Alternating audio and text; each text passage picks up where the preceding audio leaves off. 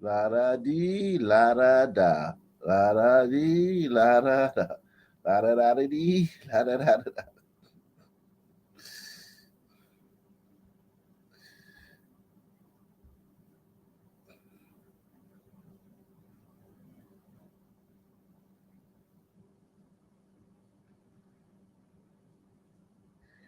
Uh,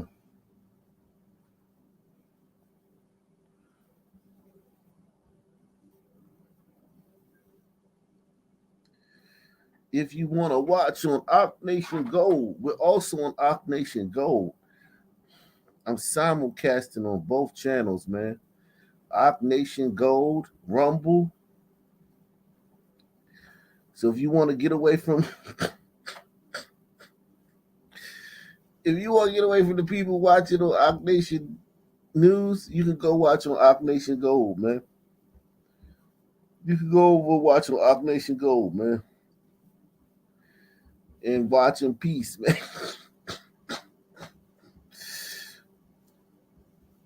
If you don't like the chat here at Ock Nation News, you can you can watch the show on Ock Nation Gold, link in the description box, or Rumble.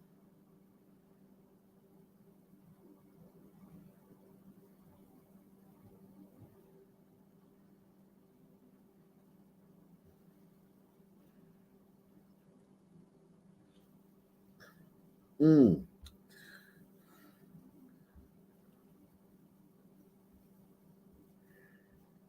Salute to Doug Chunks, man. Doug Chunks, Ock Nation All Pro, man.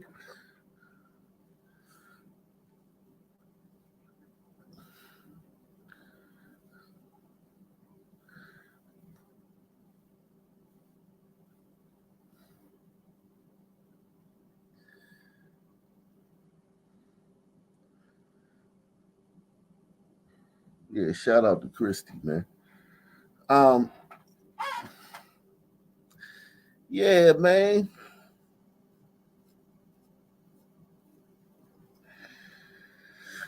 I got a couple things stuck in my craw, man. God, man. So much stuff gets stuck in my craw, man. I'm like a old geezer, man. So much stuff gets stuck in my craw.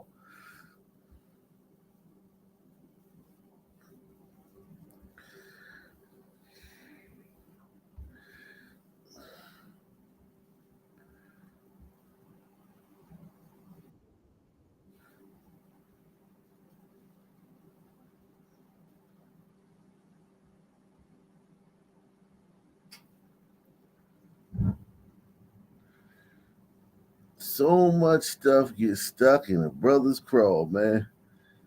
Um, good evening, man. Salute Cornelius, man. Day one, man. Shout out, man. So much stuff get stuck in my craw. Said can't super chat for some reason. You sent one on Rumble. Salute to my man, Dark Man, the Dark Man. Who's that? Alexander Barron, man. Call you old English, man. OE, man. Shout out to when Alexander talking sound like this. But the whole time he's speaking English. This shit is crazy. It's like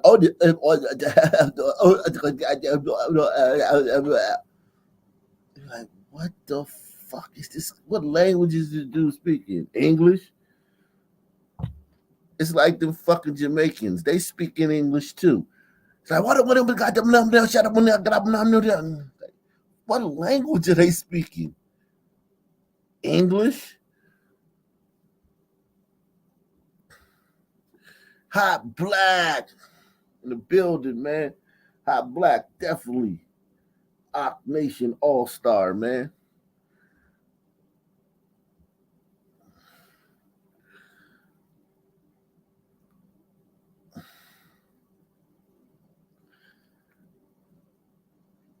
Shout out to Bill, man. I'm gonna put Bill on the poll. See if y'all want Bill to come up today, man. I'm gonna let y'all decide, man. I'm gonna let the people decide if Bill comes up today, man.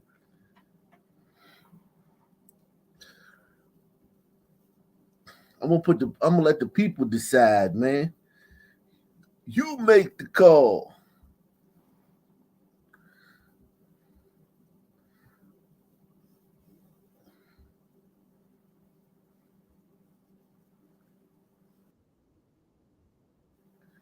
I'm gonna let the people decide.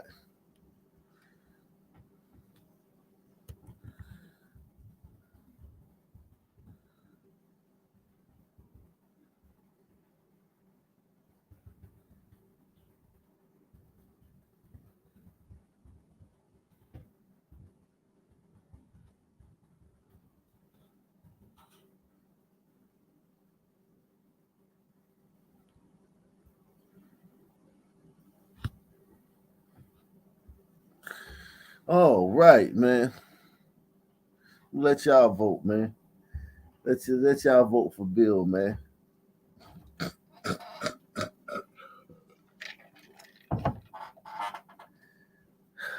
Let's see, man.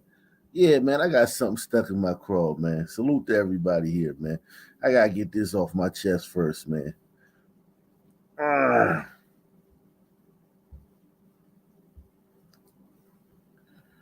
Hit one if you're familiar with the Ja Morant situation, man. One if you're familiar with the Ja Morant situation, man. In the NBA, man. Little basketball homeboy, man.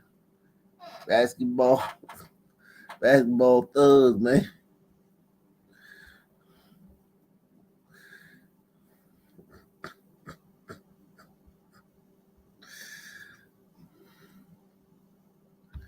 I got the you. level of accountability he customarily would hold folks to. Okay. He couldn't. Okay. And because of that, this season has slid and regressed. Your reaction to this decision? I echo that sentiment, Molly. Of course, human nature is to be nosy and want to know details in terms of what he is dealing with exactly. But that's none of our business, and I totally acknowledge that. And so Hold on, soul sister, man. This is the biggest story in the country. Y'all telling me it ain't none of our business with Ja Morant, who y'all been shoving down our throats, pause, for the last 3 weeks. Y'all been inundating us. Jab Ja, hook Ja, body shot Ja. Y'all even went UFC on a submission choke on Ja. Rear naked choke Ja. Y'all been shoving this story down our throats. And now that he finally, okay, he's in a counseling program for something, y'all know what is none of our business. The fuck? Let me find out. Let me find out. ESPN done got so hippity hoppity that they on some no snitching shit. ESPN is on no snitching, man. They on the no snitching policy, man. I echo that sentiment, Molly. Of course, human nature is to be nosy and want to know details in terms of what he is dealing with exactly. But that's none of our business, and I totally acknowledge that. And so I applaud him as well. Whatever it is, he feels like this is the necessary steps to take. And sometimes that's such a challenging decision to make, right? If he is not suspended by the league, whatever is going to happen with the situation from Denver, he could be back with his team. He could be continuing in the same path that he was in, because quite frankly, outside of us knowing that he likes to be outside, so to speak, he was able to play basketball and perform at a high level. But taking this deliberate moment, putting aside whether or not this is wasting a season for the Grizzlies and taking care of himself in a real way so that he can be the best version of himself moving forward, I 100% applaud him. I hope that it is effective and that he's able to come back better and stronger than he was before. Yeah. Well, it's a couple of things. Before I get into first order of business is to make sure we all say we're wishing him nothing but the Absolutely. We're certainly not rooting against him. As human beings, we wish him the best. As God-fearing individuals, we wish him the best. As basketball lovers everywhere, we wish him the best because he is a spectacular talent that we should all want to see continue to flourish in his career. I would challenge you, however, Monica, on this not being anybody's business. I don't want to know. You may not want to know. But the reality of the situation, it is people's business because you're missing games. See, if this is in the No, wrong, Stephen A. It is people's business because you guys know, and you've been shoving this story down our throat for the last 3 weeks. And now that it's finally come to a resolution, y'all on some old hippity hoppity hip hop, but hippity dibbity dip dop, no snitching shit. I ain't snitching. You know what I'm saying? I ain't snitching. I ain't snitching. Tell us what the hell the boy is in. We're not asking for his STD. That's for his STD results, man. We're asking just what is he in there for? I don't think he has any mental issues. I think he got intoxicated by the gangsters he befriended in Memphis. He got intoxicated by the culture and the prestige that those guys have down there in that Blackistanian city. And he wanted to be like them. And he wanted to be around them. And he wanted to operate the way they operate. I don't think he has any mental health issues. But he's down there in counseling, and they say it's for a reason. Y'all know. Tell us. This is fucking stupid.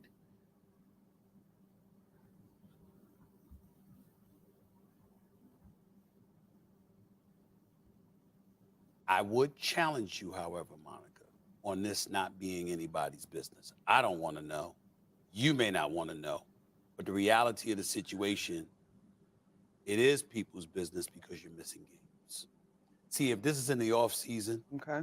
you just living your life. Smash on Monica too. Monica fine as frog hair though. I give her that. She fine as frog hair, but she too blackety blacky for me, man. Hit me the hop. I ain't you not snitching. You can keep your little fucking hood passes, whatever the fuck. We asking you the fuck what is Job Morant in fucking rehab for? You can still go to the hood after telling us that you're a fucking reporter. Trying to better yourself, that's different. But when fans in Memphis and NBA fans everywhere are traveling to arenas clamoring to see you play and you can't be there, they may feel they want to know why. And that's where it does become people's business. And I'm not saying, again, as a guy that's been a reporter for 3 decades, again, I don't care to know. Of course, I've heard everything. But then, hold on. You're a reporter. You've reported on everything else. You've reported on him getting lap dances, throwing 250,000, whatever, $2,500 in ones. You reported on him pulling guns. You reported on him running up on people at high schools, beating up teenagers. You reported on all that shit. But you can't tell us why he's in is he on fentanyl? Is he fucking huffing or some shit? What the fuck? Like, why are they being so secretive about this shit? It's probably just drinking. And that's not the reason he acts the way he does. He acts the way he does because he's trying to be a fucking thug. It ain't got nothing to do with drinking.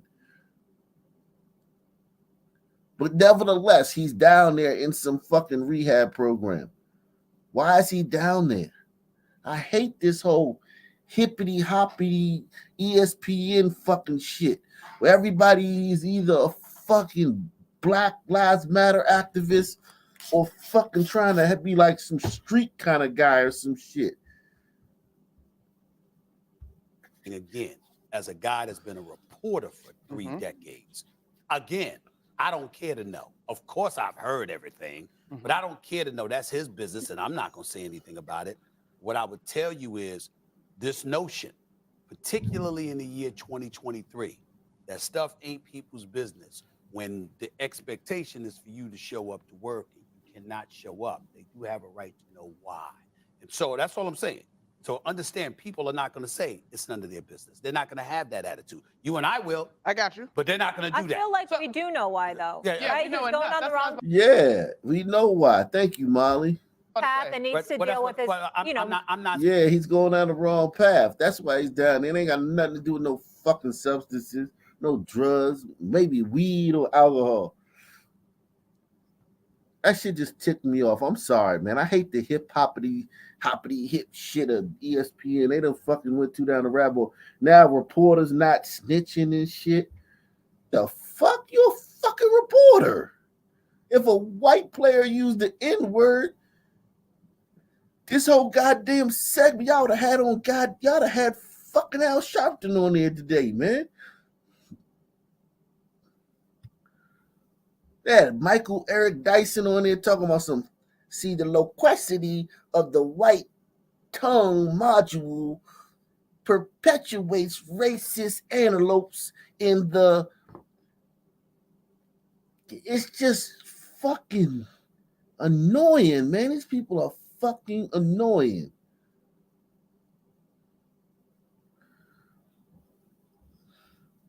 Anyway, man, that was stuck in my craw today, man. I'm sorry, man. I had to get that out of there. And reporters not snitching now. Black reporters ain't snitching no more. We, you know what I'm saying, keeping the street code. ESPN reporters keeping the street code, man.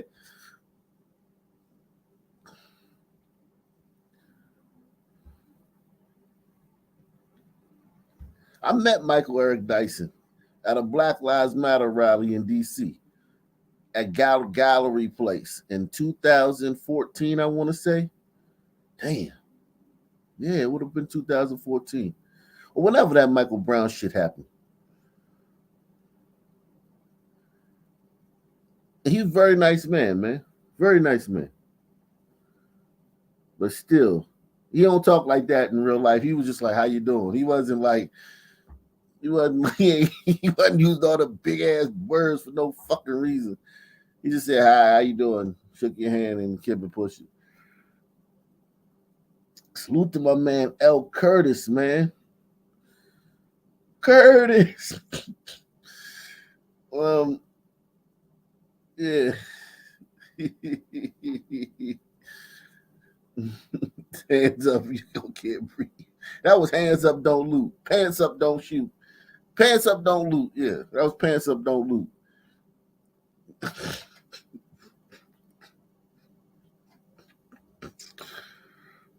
That was pants up, don't loot, man.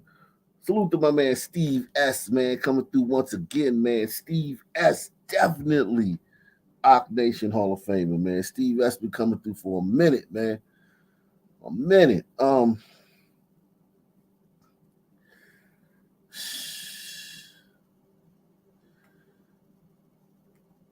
Yeah, man. Nah, Rashad Ritchie's totally different animal than Michael Eric Dyson.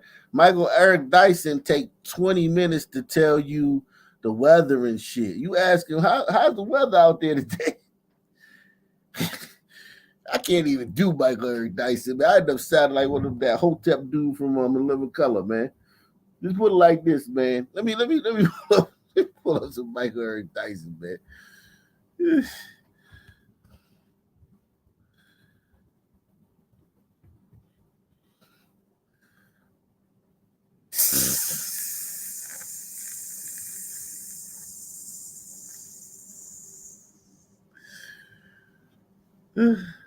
Let me pull up a good one, man. Okay. Here go a good one, man. I just found a good one, man. I'm gonna drop the link in a second, man. I just found a real good one, man. Oh my God.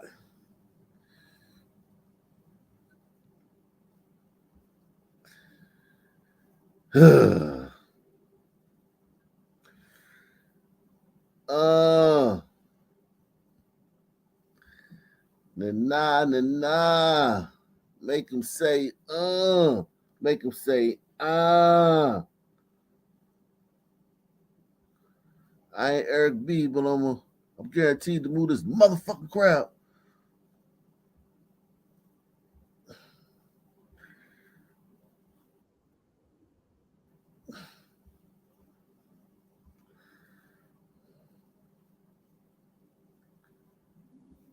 Mm.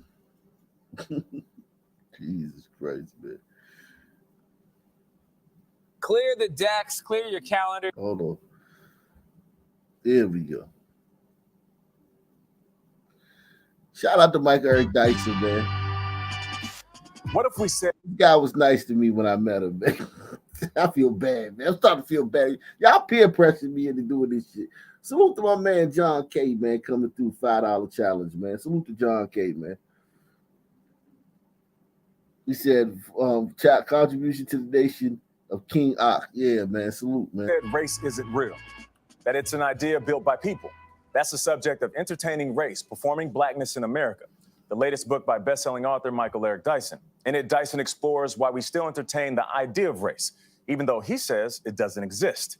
He also looks at how people, including Black sports icons, musicians, politicians, and everyday Americans, all play a role in shaping that identity.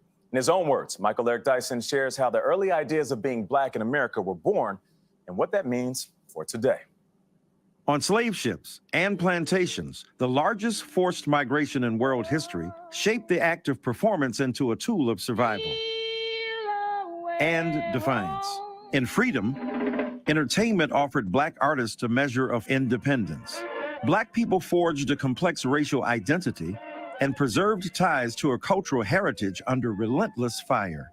In America, whiteness is seen as inherently valid, while Blacks must produce in each generation fresh evidence of our intelligence and humanity.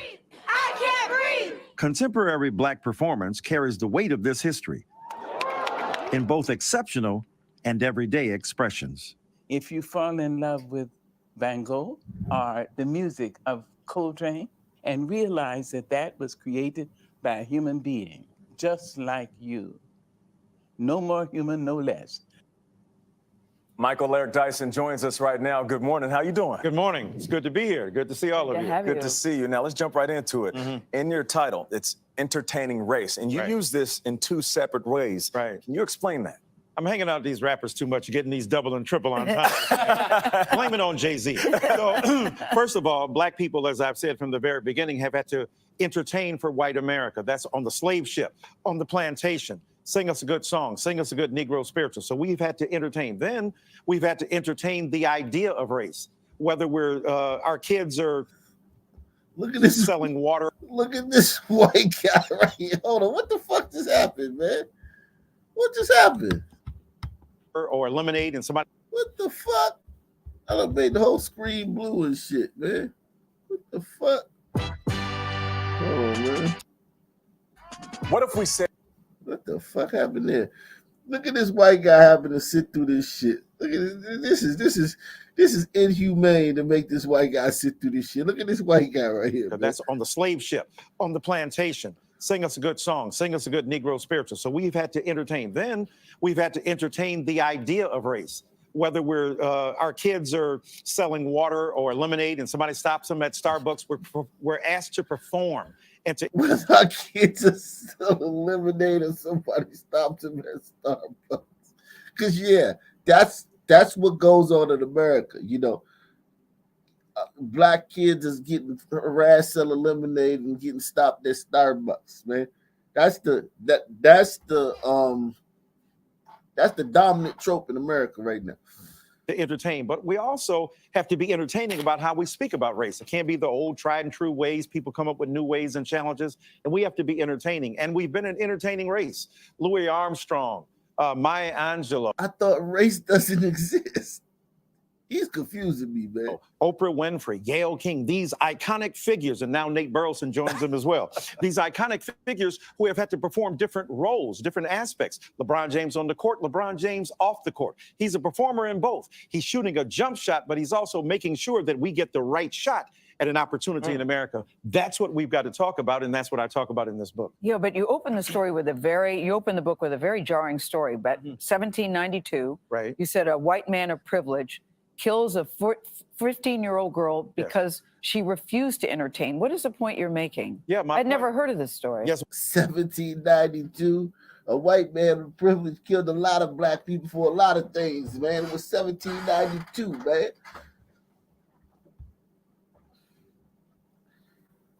Man, it's a remarkable story. And this young enslaved girl, you know, had been infected with a venereal disease by the doctor who examined her because she was his prey. She gets on board. The captain, you know, dances the slaves. They often did that to keep them in shape, but also to titillate the white figures on board. And she was sick and couldn't do it. She couldn't perform. And he whipped her, hung her upside down, one leg with a loincloth on her, and whipped her to death. And it came out in court when they took him to court for killing her and another young lady that she refused to perform. That is a metaphor for black people. We have had to perform as if our lives depended on it. So yes, we're smiling, we're grinning, we're on stage, but we also have an internal life where we nurture ideals and ambitions of democracy and everything else that America wants, we want as well. But we've been forced to, as Paul Laurence Dunbar said, wear the mask. When you use this phrase, performing blackness, you're not just talking about black celebrities. Yo, why even there, man? You should have walked off the set, man. If this guy had any fucking dignity, he'd have walked off the set, man. Or he would have fucking called in sick to that day, man. Come on, man. What the fuck are you doing? Celebrities, you're talking about everyday black people in everyday life. Oh, especially everyday. It's extraordinary with the, you know, Kobe's and the Michael Jordans and the Beyoncés and the Jay-Z's, but it's everyday black people at their work. That's your hair? Is it real? When you go to work. Can I touch it? Can I touch? Is that really what's happening? White people is running up on you. Is that your hair? Is it real? Can I touch it?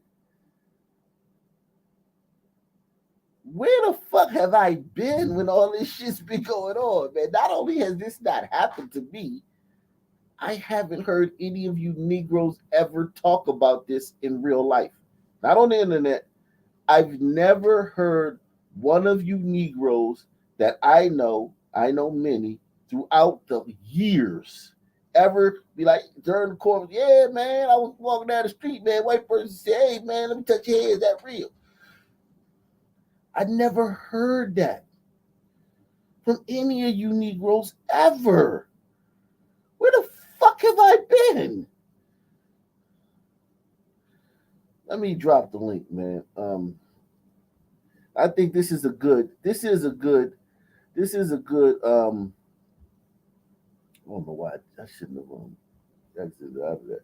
This is a good precursor to the show we having today, man. Salute to Michael Eric Dyson for giving us the, you know, shout out to Michael Eric Dyson, man.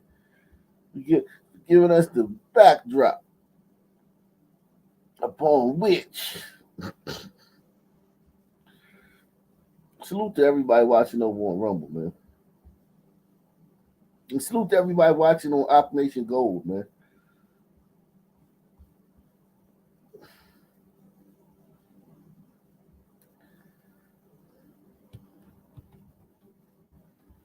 This shit crazy, man.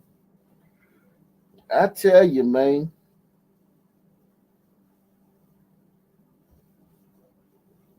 I'm telling you, man.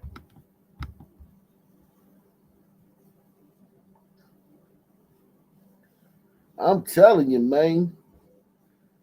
Yeah. Or I'm in corporate America. You say you're an ally. You put a black space up on Instagram, but internally you're rejecting ideas of blackness. So we've got to perform deference, but acceptance, but also resistance in a certain way. So yeah, everyday black. You even said that George Floyd's death, I mean, I had to read that twice. That George Floyd's death, you said, was a performance. Absolutely. What did you mean? Well, what I meant, he didn't mean so, of course, but it was part of the performance, the pageantry of American race in this country. So here's a guy laying on the ground, crying for his mother, asking for intervention, saying, I can't breathe. He's performing rituals of black desire to be heard, to breathe freely. And what we do, we integrate that into a larger drama. The reason George Floyd struck universally across this country and indeed across the world is because people could identify with his performance of deference and vulnerability and not being angry and yet asking for something basic and primary as breath. Now, Michael, we have to go, so I need you to be quick. Now, performing blackness,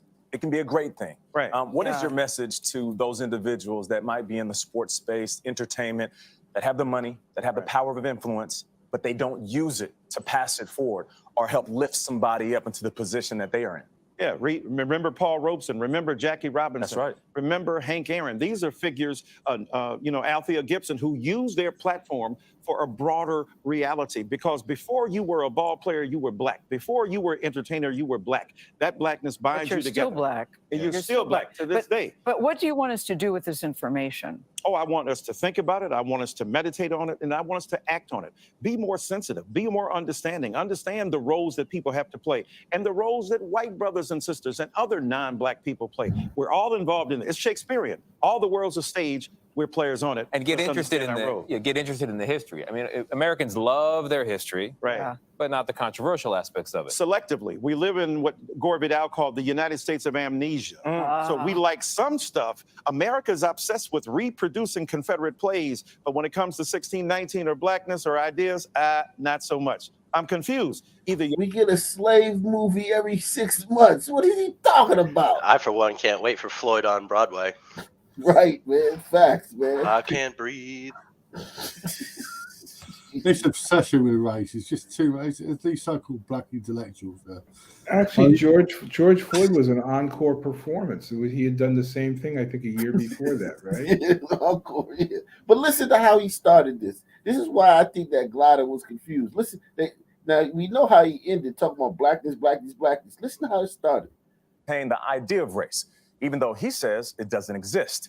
He also best-selling author Michael Eric Dyson. In it, Dyson explores why we still entertain the idea of race, even though he says it doesn't exist.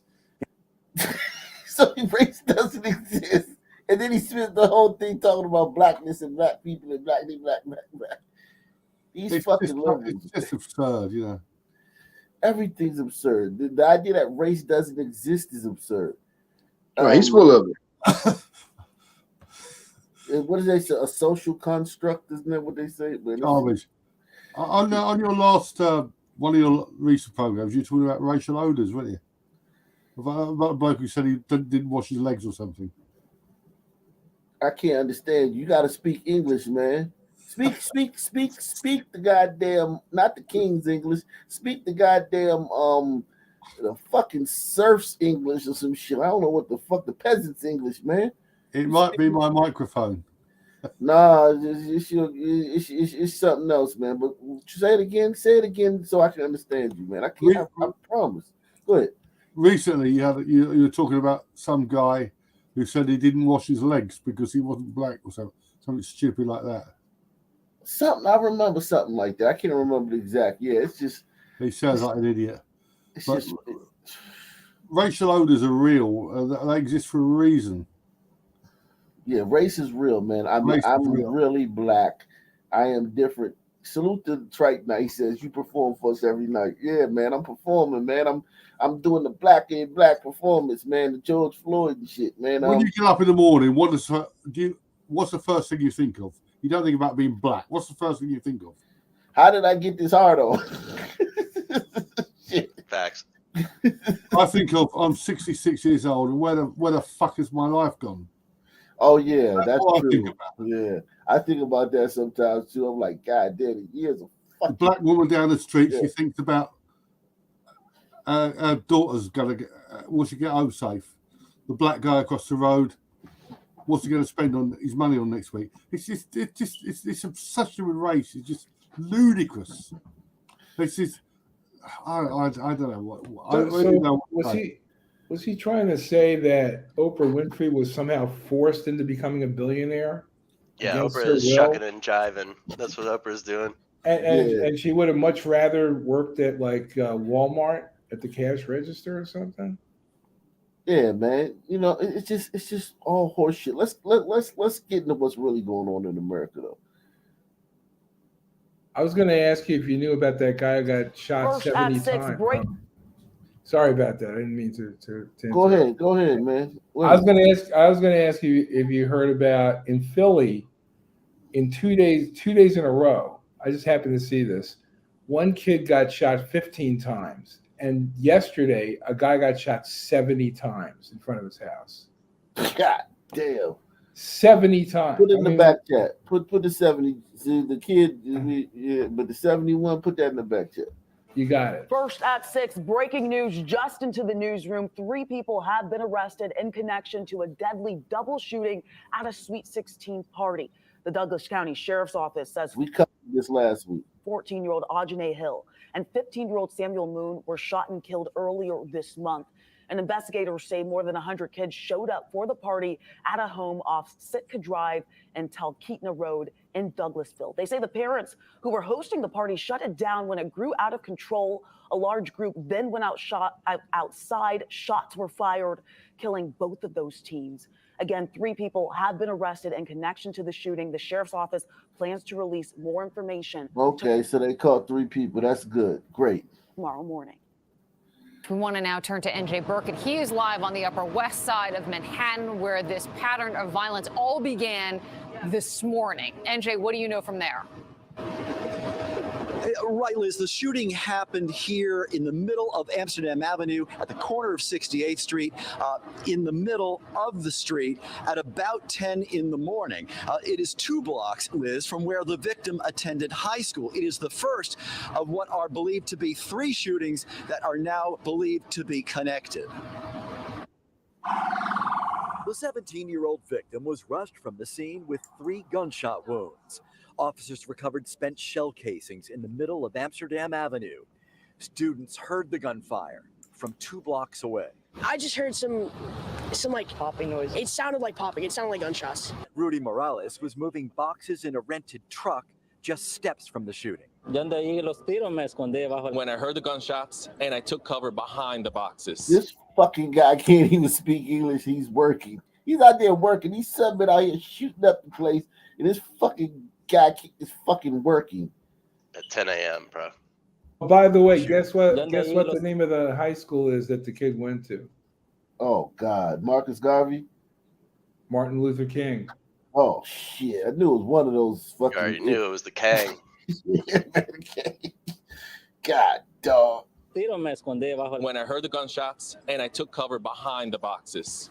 Police say the victim is a student at nearby Martin Luther King High School, where he staggered in the door, and school safety officers called 911. Within minutes, officers converged on the Not a school shooting, where they recovered the weapon and arrested the suspect. Technically, it's not a school shooting because he staggered in. Right, bleeding with 70 gunshot wounds.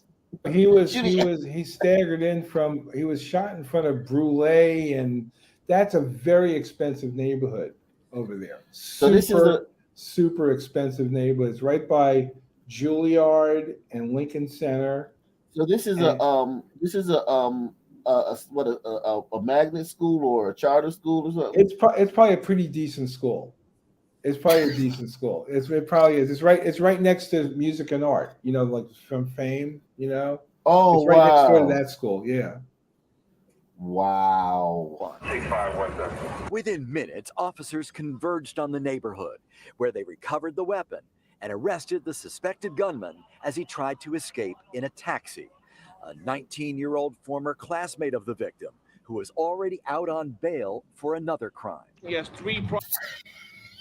course. Wearing the Bushisti mask.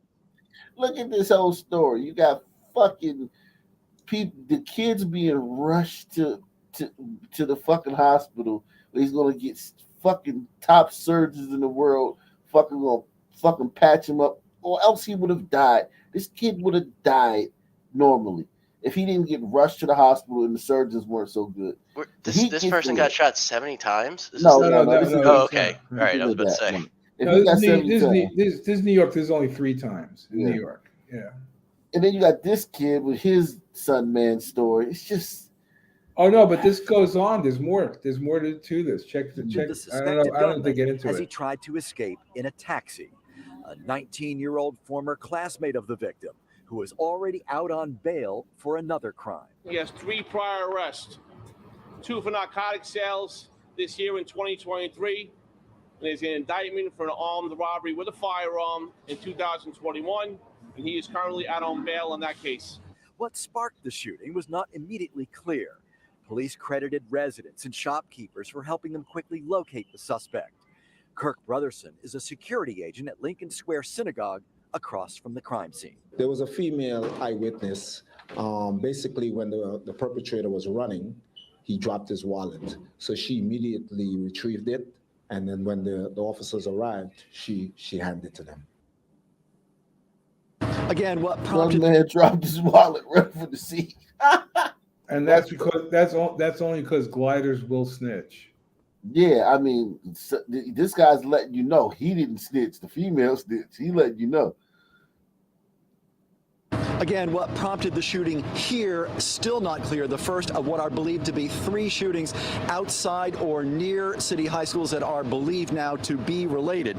Police say that they believe that this shooting began with some sort of dispute among up to 4 or 5 teenagers in the moments before the gunfire at around 10 in the morning. Much more.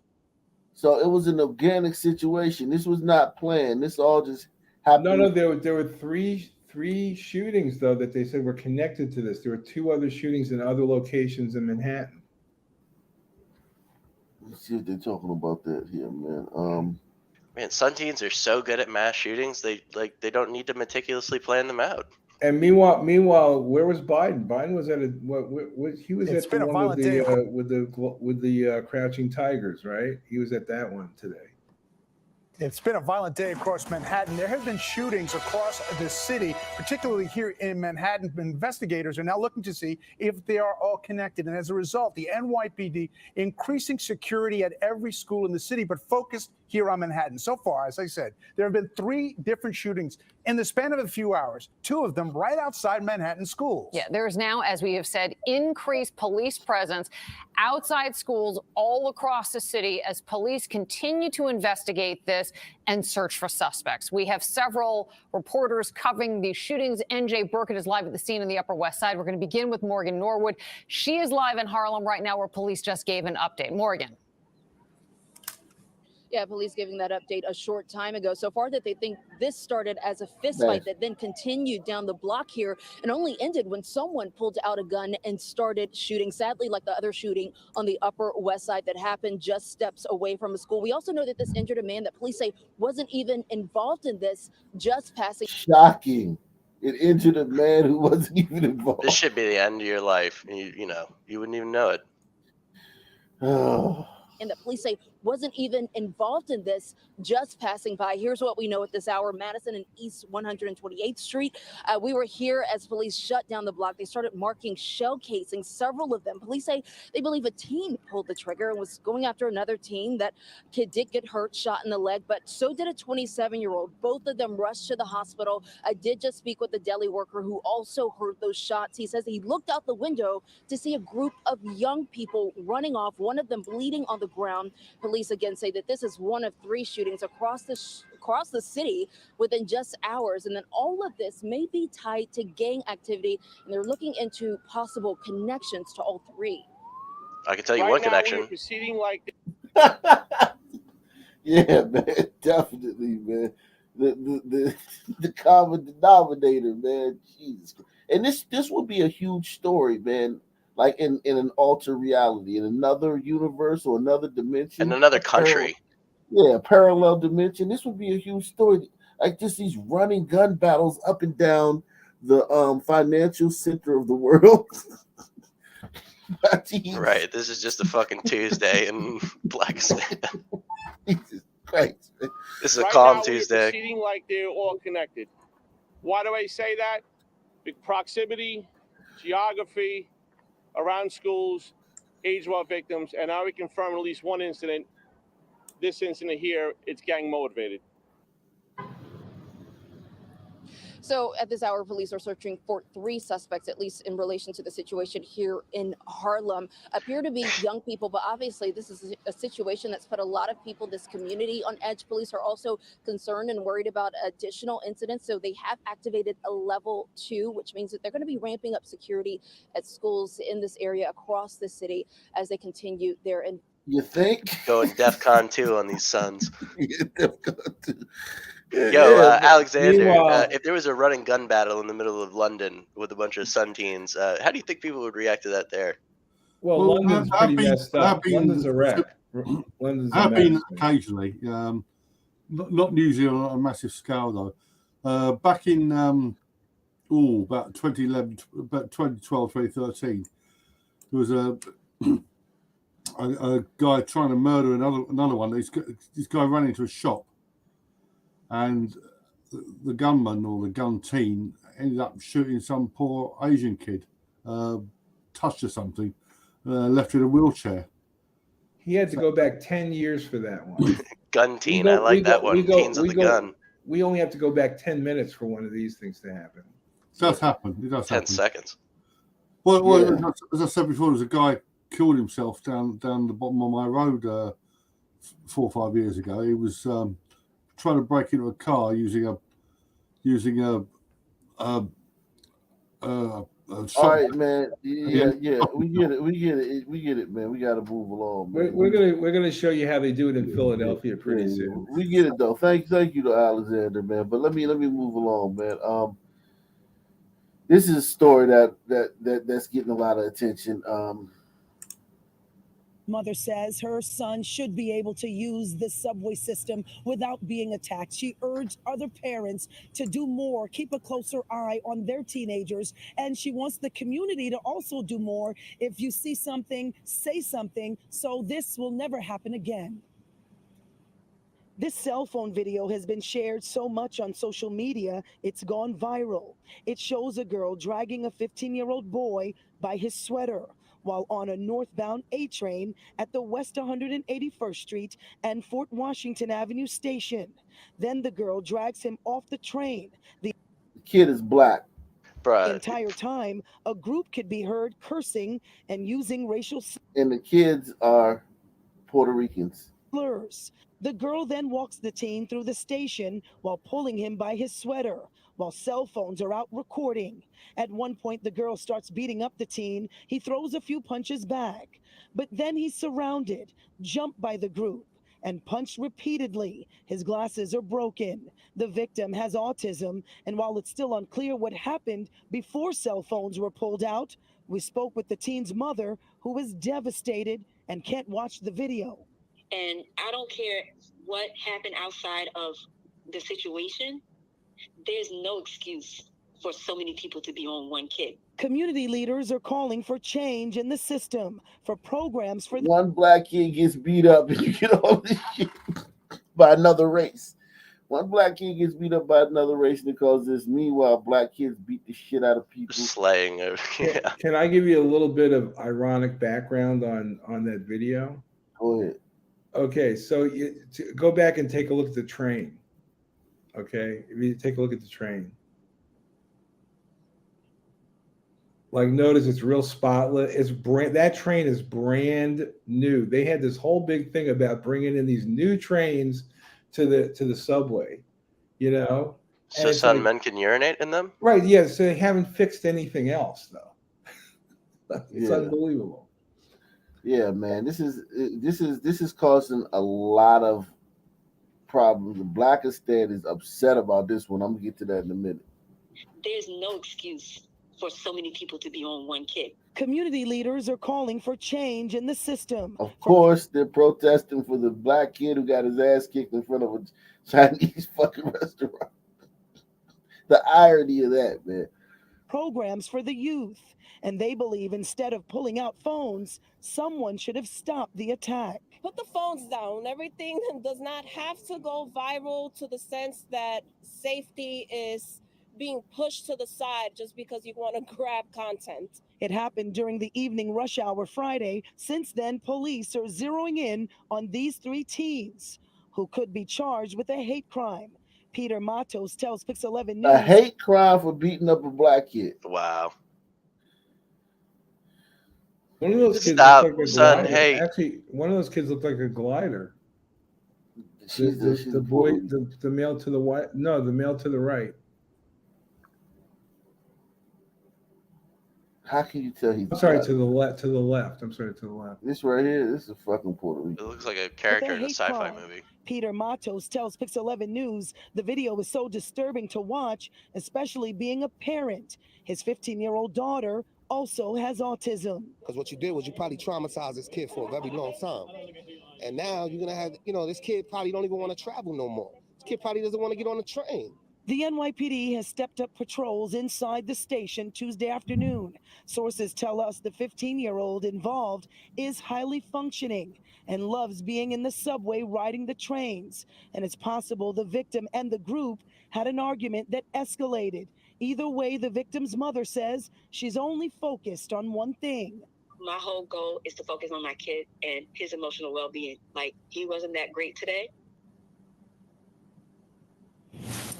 And the mother says that she is very concerned about the safety of her son. She says her son has no idea who his attackers are. In the meantime, sources are telling us that police have the identities of the teens, and it's only a matter of time before they are taken into custody. Mother says her. So yeah, let's see what Blackistan is saying about this, man. Blackistan not happy about this, Jack.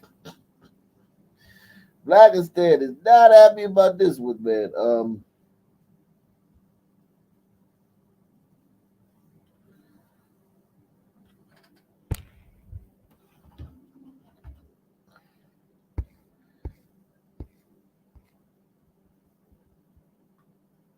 So this sister says the way my blood is boiling. Please find these kids. Sunward alert.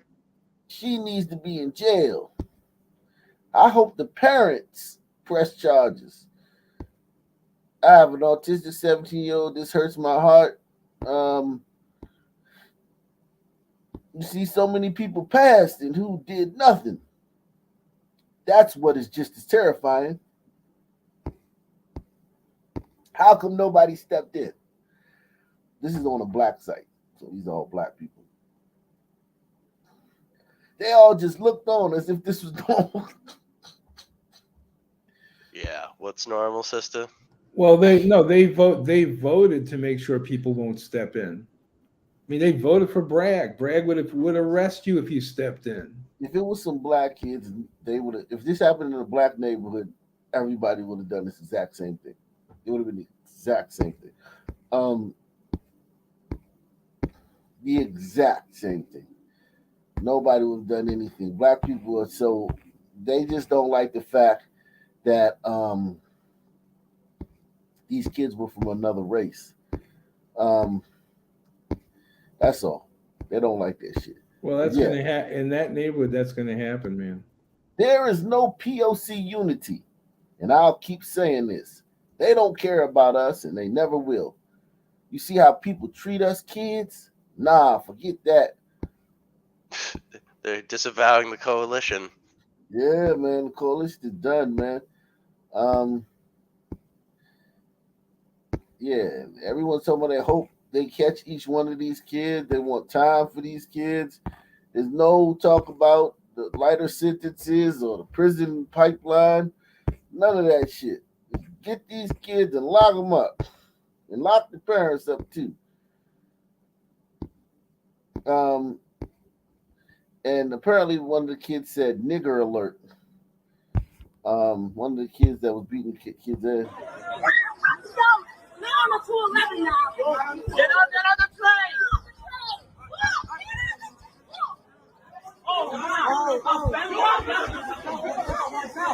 Walk down. Right here.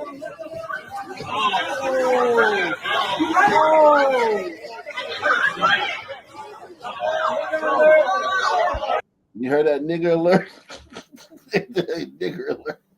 Fuck. Wow. This is shitty though, man. It does piss me off. Yeah, Yeah, it does piss me off. it's terrible. It actually, real terrible. talk, it is terrible. Yeah. No, it's terrible, but it's hard to overlook the fucking irony of sisters out here complaining about this shit when this is happening every 10 seconds everywhere else in the United States, and it's being done by some people. Well, the ultra irony is that these kids, if they had pulled a gun on that kid and they're under 18, they wouldn't go to jail. So what do you think is going to happen to them with this?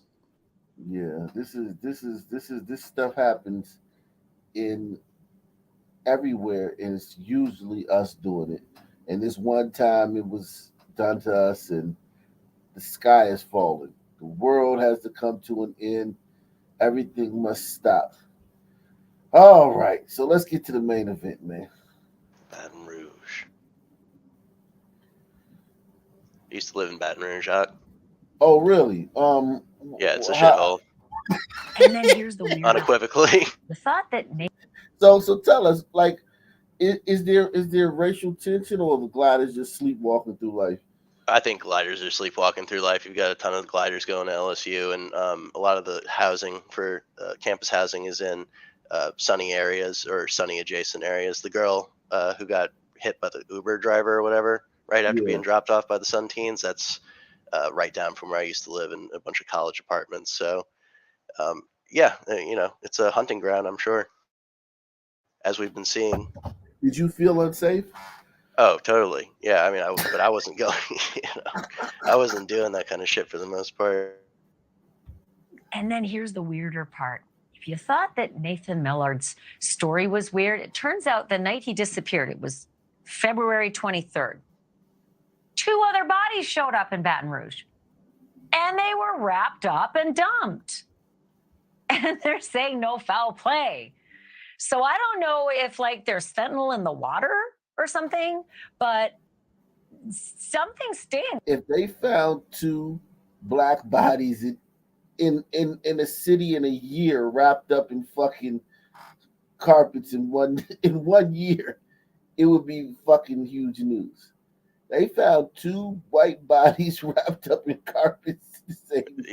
Whatever this guy was doing, he was, I think, pretty clearly doing some weird shit. Whatever doesn't mean he deserved to die, matter. right? It wouldn't but matter. They're saying there's no foul play involved, but some Sun man just happened to have his fucking wallet and debit card a day later, and he was wrapped up in a fucking rug. How did he get wrapped up in a rug? Presumably the same Sun man that took his wallet. No foul play. In Baton Rouge. And they were wrapped up and dumped. And they're saying no foul play. So I don't know if there's fentanyl in the water or something, but something stinks in Denmark.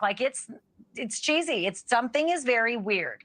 So let me give you 2 other examples. A woman named Treasure Short. Treasure Short was dumped allegedly by another woman named Andrea Matthews. Turns out Treasure Short was wrapped in bedding and dumped in a wooded area. Andrea Matthews had some really wild story, she didn't know there was a body in her car, and she'd been forced into her own car at gunpoint, and there's a body back there. And anyway, that happened on the same day that Nathan Millard went missing. And then this other person, Macy Peebles. Macy Peebles was dumped allegedly by someone named Damian Matthews. No connection, by the way, to Andrea Matthews. Give me a ID on Damian Matthews, man.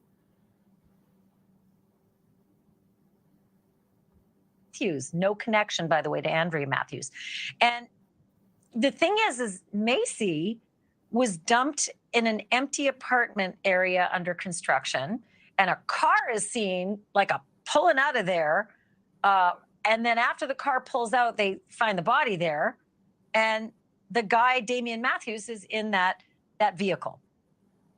That vehicle that went screaming out of there had Damian Matthews in it. So again, that happened on the same day that Nathan Millard was done. So I don't know what's going on, but Phil Waters, that's the person I call. It's just a Blackistanian city. It's just Blackistanian nights, like Blackistanian days. Just another day. She can't understand this, but she hasn't even touched Memphis. These stories are so random. How these stories become big news is random. I don't understand how they go viral, because this is another day in New Orleans, another day in Memphis, another day in Baltimore. Maybe the body's not wrapped up in sheeting or in rugs, but bodies everywhere, man. When I get confused about this kind of stuff. He's a retired homicide detective for the Houston PD.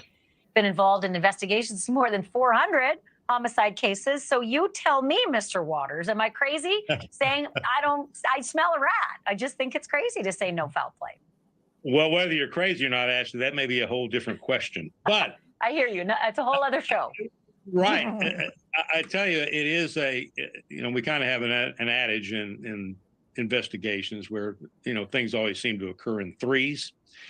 And that seems to be what's happening in Baton Rouge. Now, it doesn't appear that any of those cases are connected in any way, except for the fact that there's no visible trauma on the body at the time. We don't know what the results of the autopsies are, and we don't know what the results of the tox tests are, which are going to be, in my opinion, will be critical in these investigations, although they're going to be separate investigations, and they've got suspects in all of them, and it doesn't appear that they are connected in any way. And so I will tell you that I had a case similar to this where we found a woman, a female, her body fully clothed, sitting on a very nice, grassy esplanade in a very nice neighborhood, as though she had been, it looked like she was asleep. And she was not. She was deceased. And tox tests later show that she had overdosed in some way. So what happens when these things happen? So this white guy OD'd and rolled himself up in a rug and put himself in a fucking he went and got a rug, went to like some remote fucking goddamn garage somewhere in the fucking hood, and rolled himself up in the rug and died. Is that what we supposed to believe? Unfucking believable. Let me go to Baton Rouge. Baton Rouge is a fucking glider graveyard, because we usually don't get this many glider deaths in one place. Usually glider shit is spread out.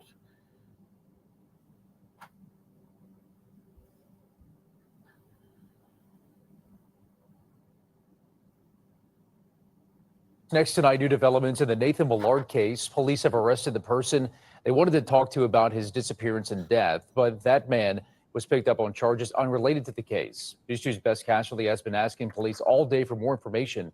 She's joining us now. Michael, though police say they were looking for Derek Perkins on charges unrelated to Millard's case. He was arrested for... He did it. Hit the PayPal, hit the Cash App, hit the Super Chat, support the channel. I'm going to go out on a limb and say he did it, man. Yeah, looking that way. Man. For more information, she's joining us now.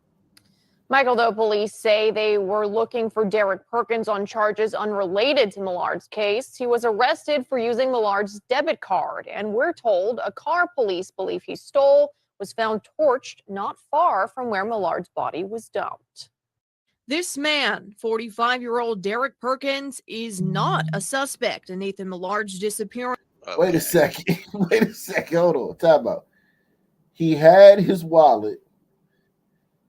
A car he was linked to was found torched close to where this guy's body was found, but he's not a suspect. It's just circumstantial. And y'all talking about race, the criminal justice system is race. He killed a white man. He going to jail forever. Really? Really? Yeah, in Baton Rouge, Louisiana, he's going to be fine, I think. Jesus Christ. That is fucking unbelievable. If the roles were reversed, Crump would be down there right now. To Millard's case, he was arrested for using Millard's debit card, and we're told a car police believe he stole was found torched not far from where Millard's body was dumped. This man, 45-year-old Derek Perkins, is not a suspect in Nathan Millard's disappearance or death, but is facing a series of suspicious charges connected to the case. Those charges include 3 counts of access device fraud and unauthorized use of a motor vehicle, as well as criminal damage to property, which we learned today, separate from the affidavits police provided, stemmed from him torching a car he stole. Perkins' arrest report says he stole the car in early February. A look through his lengthy criminal history shows he frequently. Dog, that's what a CVS receipt. Yo, when I say CVS receipt, is what I'm talking about. That was 3 or A 4 look through scrolls. his lengthy criminal history shows he frequently uses other. Yo. Blat, blat, blat, blat, blat.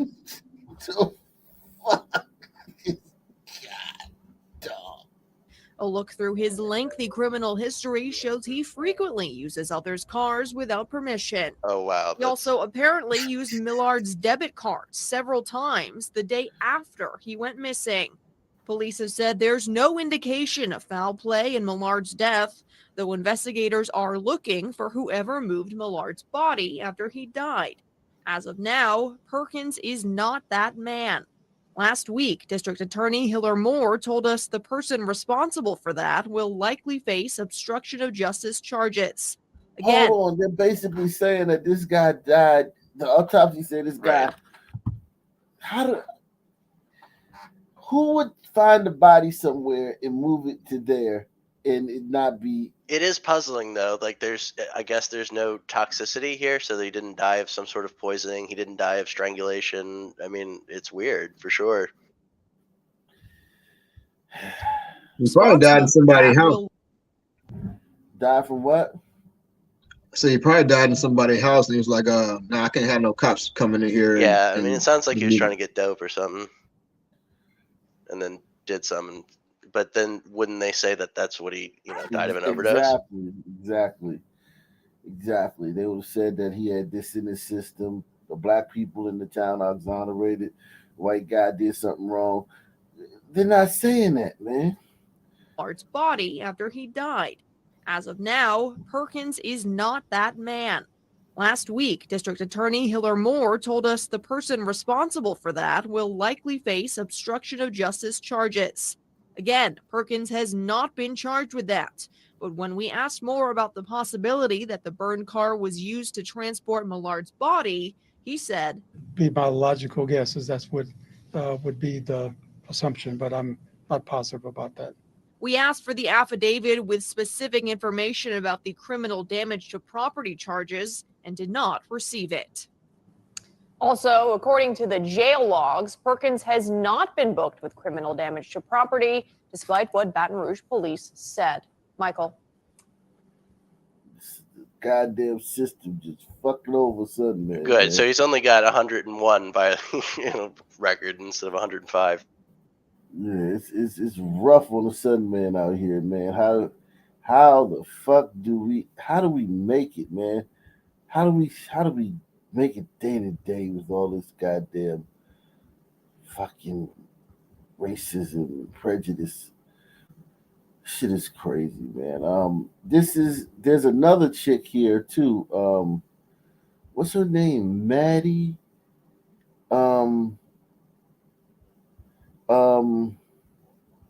Oh shit.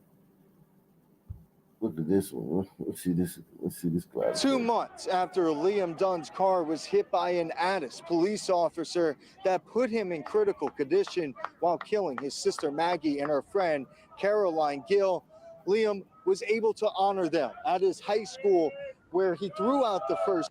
For a deadly police chase. The police were. Let's see who the. Look at this glider film. I'll save it for you, man. They were chasing the Sun Man in commission of a violent crime or robbery. One of those. I can't remember what it is, but yeah, he got overzealous and he ran the red light and killed these girls. But oh my God, this is just sad. But look at these glider, these nice, these good old all American gliders. These ain't toothless, goddamn drawn face. It's not just Sun Men killing us directly. It's like the death and destruction that comes from Sun people in the area. But in this case, it was actually a glider that did it. Shit, man. God, the world turned upside down. There's some Sun Man on the other side of town carjacked somebody or shot at somebody, and it just affects that. This is what Scott Adams was talking about. Like, you can get affected in so many ways by this shit. 2 months after Liam Dunn's car was hit by an Addis police officer that put him in critical condition while killing his sister Maggie and her friend Caroline Gill, Liam was able to honor them at his high school, where he threw out the first pitch, a breathtaking scene for everyone. And I had to throw a strike, even though I couldn't, like, my feet were planted, I had to throw a strike. The resiliency of Liam has been phenomenal. Yes, he's going through his rough times and his emotional times, but that kid is so tough. That kid is so resilient. This community is like no other. These people over here, I had people cooking, bringing stuff to the house. People come and visit me all the time. It's a small part to honor the lives of those two girls and to celebrate the fact that Liam is still with us, and to celebrate him as a young man, him as a fighter. Some of the injuries that Liam had to recover from was a skull fracture, a concussion, a broken femur, a broken wrist, and broken ribs. Absolutely amazing that he recovered just 2 months after the car accident.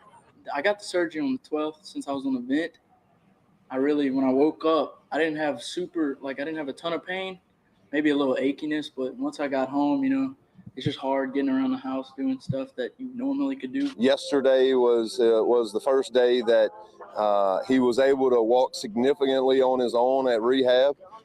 So how quickly he has progressed, it makes you realize how tough of a kid he is, because it's been about a month since he's been released. While the Dunn and Gill families won't be able to get their daughter back. Yeah, she would have made some glider a nice wife, huh? Hot Black.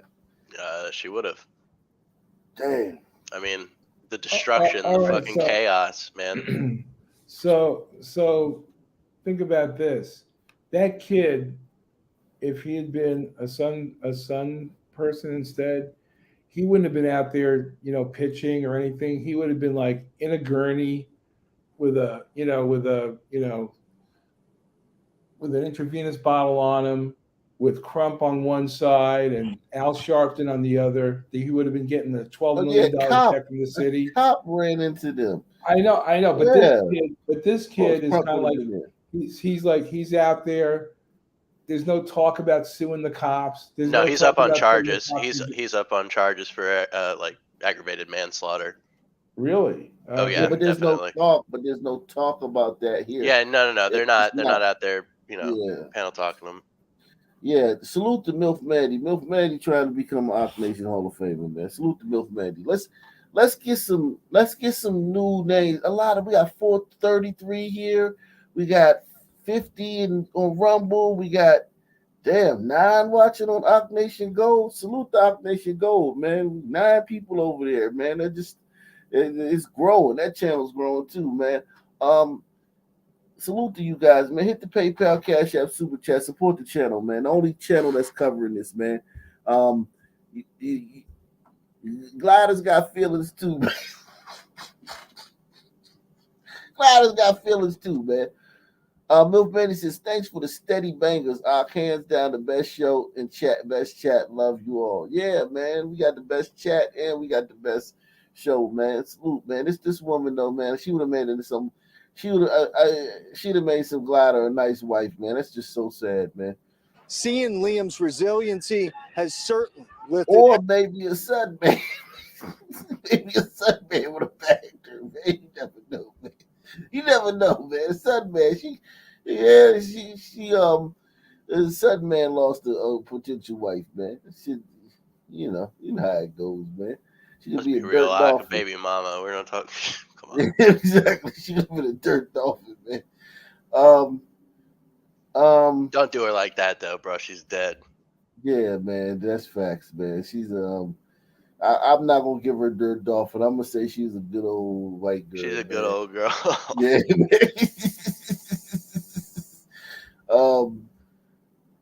Damn, man. It's just God damn, man. Just destroying lives intentionally, unintentionally. Tangentially. It's just, yeah. It's just, I'm looking for that one that Maddie girl. There's an update with that Maddie girl. What's her name? Yeah, that was the Uber one, right? Yeah. It's an update with her. See something new happened in that case. Maddie, the fuck is her name? What's her name? Let me check this shit. Jesus Christ, man. Maddie Brooks, I think. Maddie Brooks. Okay. Let's see.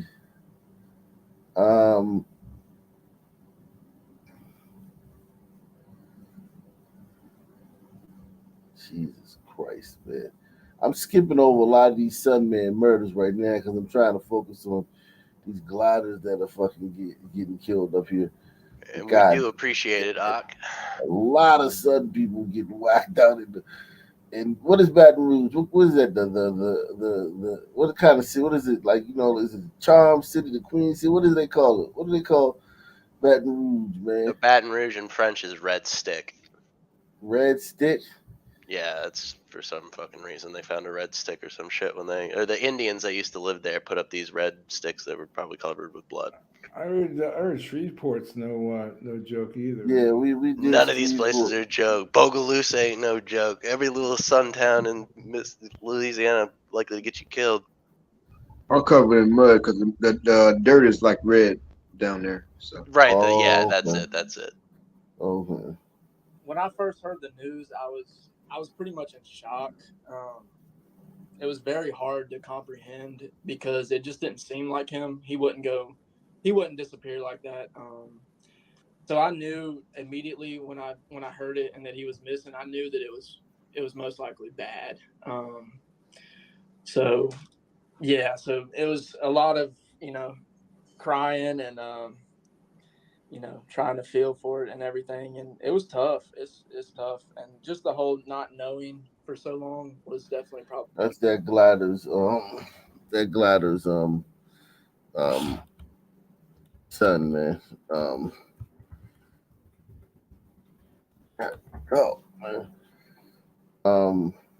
Broad daylight Baton Rouge rape case.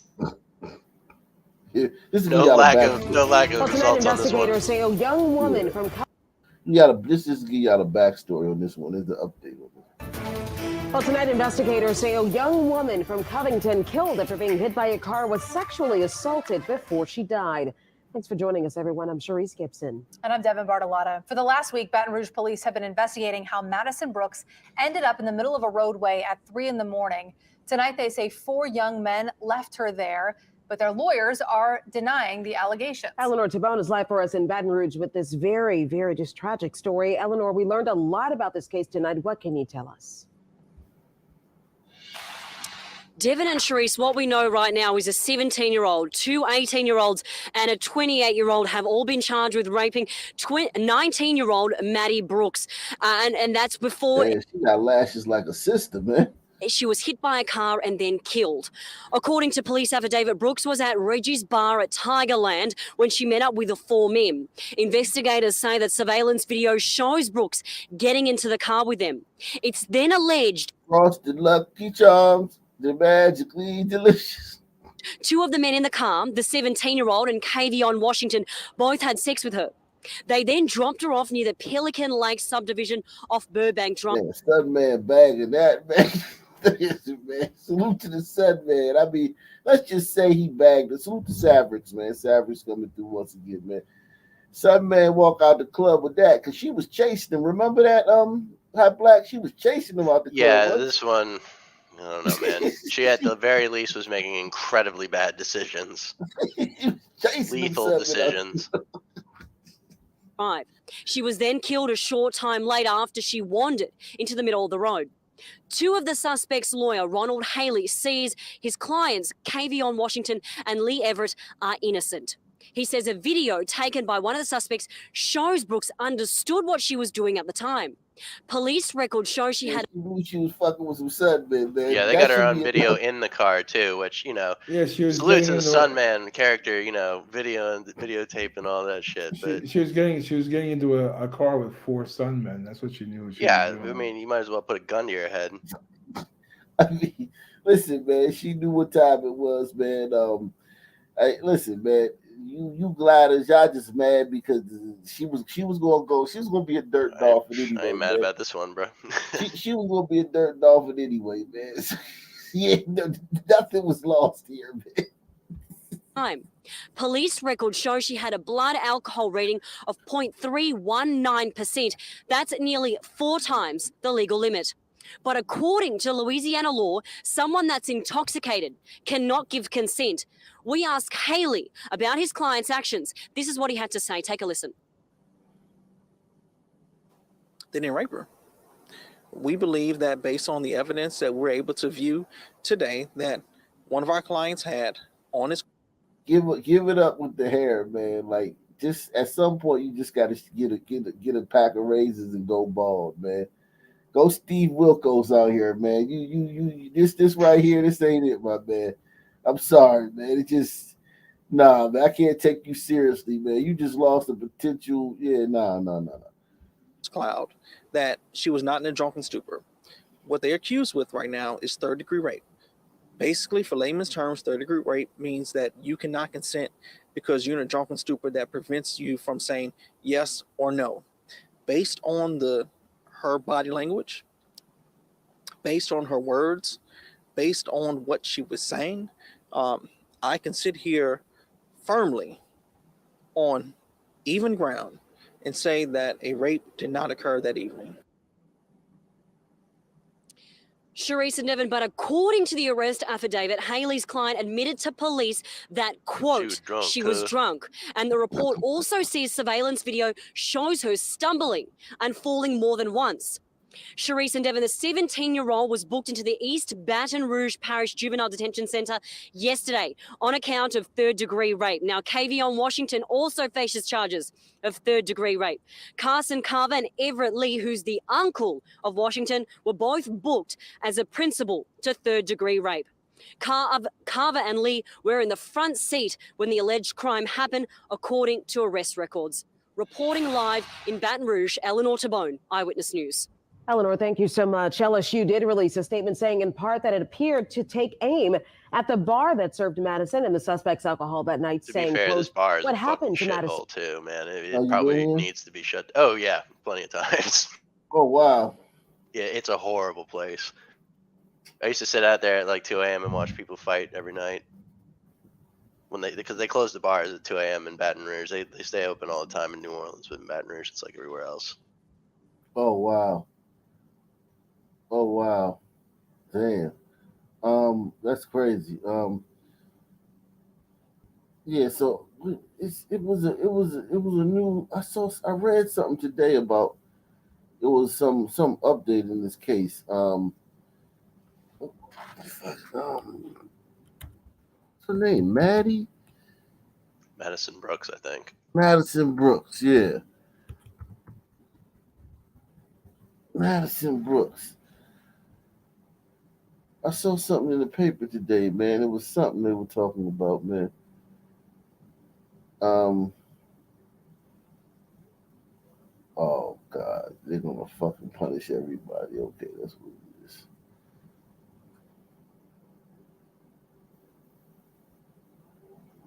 Underage drinking here in the capital city, it has been quite a hot topic for the last few months following the death of Madison Brooks. The folks with the ABC board tried to explain what they're doing to stop it in the Metro Council tonight. Lester Dewey is here with what they're proposing. Greg, the director of the Alcoholic Beverage Control Office, told the council they'd love to discuss raising the age to enter bars to 21, which, judging from the council's reaction today, would be a really tall task. This comes as ABC board members will vote on new fines for bars caught in violation tomorrow. After the death of LSU student Madison Brooks following a night of underage drinking at a bar in Tigerland, the folks you elected wanted to hear what the people in charge of disciplining those bars. those bars are doing to try and stop people under 21 from drinking. If they're not held accountable down the road, then we're kind of spinning our wheels. So all of us together have to hold those kids, those businesses more accountable for what. There's nothing you can do when a fucking drunk This isn't white even an girl. open secret in Baton Rouge, though. I mean, this is so, everybody knows this. So Yeah. they only take action when somebody gets literally plowed down and killed in the road after, being raped by some men. 2 days, a grand jury will convene in Baton Rouge to decide whether to bring formal charges against 3 men accused of raping LSU student Madison Brooks. She died last month after she was hit by a car on Burbank Drive. Chris Nakamoto in the investigative unit here now with a look at that turning point and what the defense says about one piece of potential evidence. Michael, the district attorney has said all along this is one case that would go before the grand jury to get formal charges in place. And we can tell you tonight it's happening this week. But defense attorneys are already looking beyond any possible indictments to a trial. And a short piece of video recorded that January night is likely to play a key role if that does take place. We do want to note this report addresses the subject of rape and includes content that some may find unsettling. Yeah, let's get the officer a call, let them know that we'll turn them in. Lawyers say this video was a crucial piece of evidence because you can hear Madison Brooks communicating with the suspects. I'm sorry that I offended you that bad. Get out. I will Uber on my own. This is She is drunk as shit. Come on, give me a break, man. She is trying to use this to prove that she was like aware of what she was doing. I gotta do a poll for that, man. So Bill, you good, Bill, you good, man. Bill's good, man. Bill on here with a mandate. What did he get? Bill got 79%, man. She is on Venus. A clear right majority. Yeah, she. I mean, I don't know, man. All I know is that I'm gonna let the. I'm not gonna say that. I don't want to influence anybody. I'm gonna let the chat decide, man. What they think is what they think about Madison State. Yeah, but what do y'all think? Well, you combine that performance with the fact that she had 4 times the legal limit. Was that what 3 or 4 times the legal limit? I don't think they should show this to the jury. I don't think the defense should use this.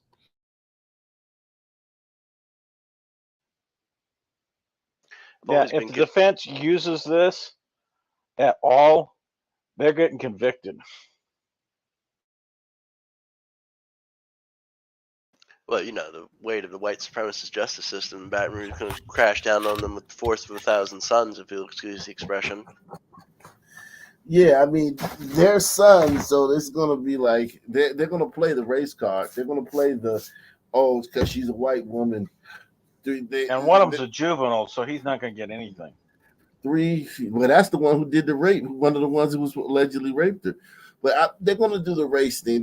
These guys they're going to say that, these are black kids, and they're going to be, of course, they're already guilty because they're going to play they're already guilty because there's a white girl and 3 black guys, 4 black guys. Well, you 3 black guys. You remember Patrice O'Neill, comedian? Yeah, definitely.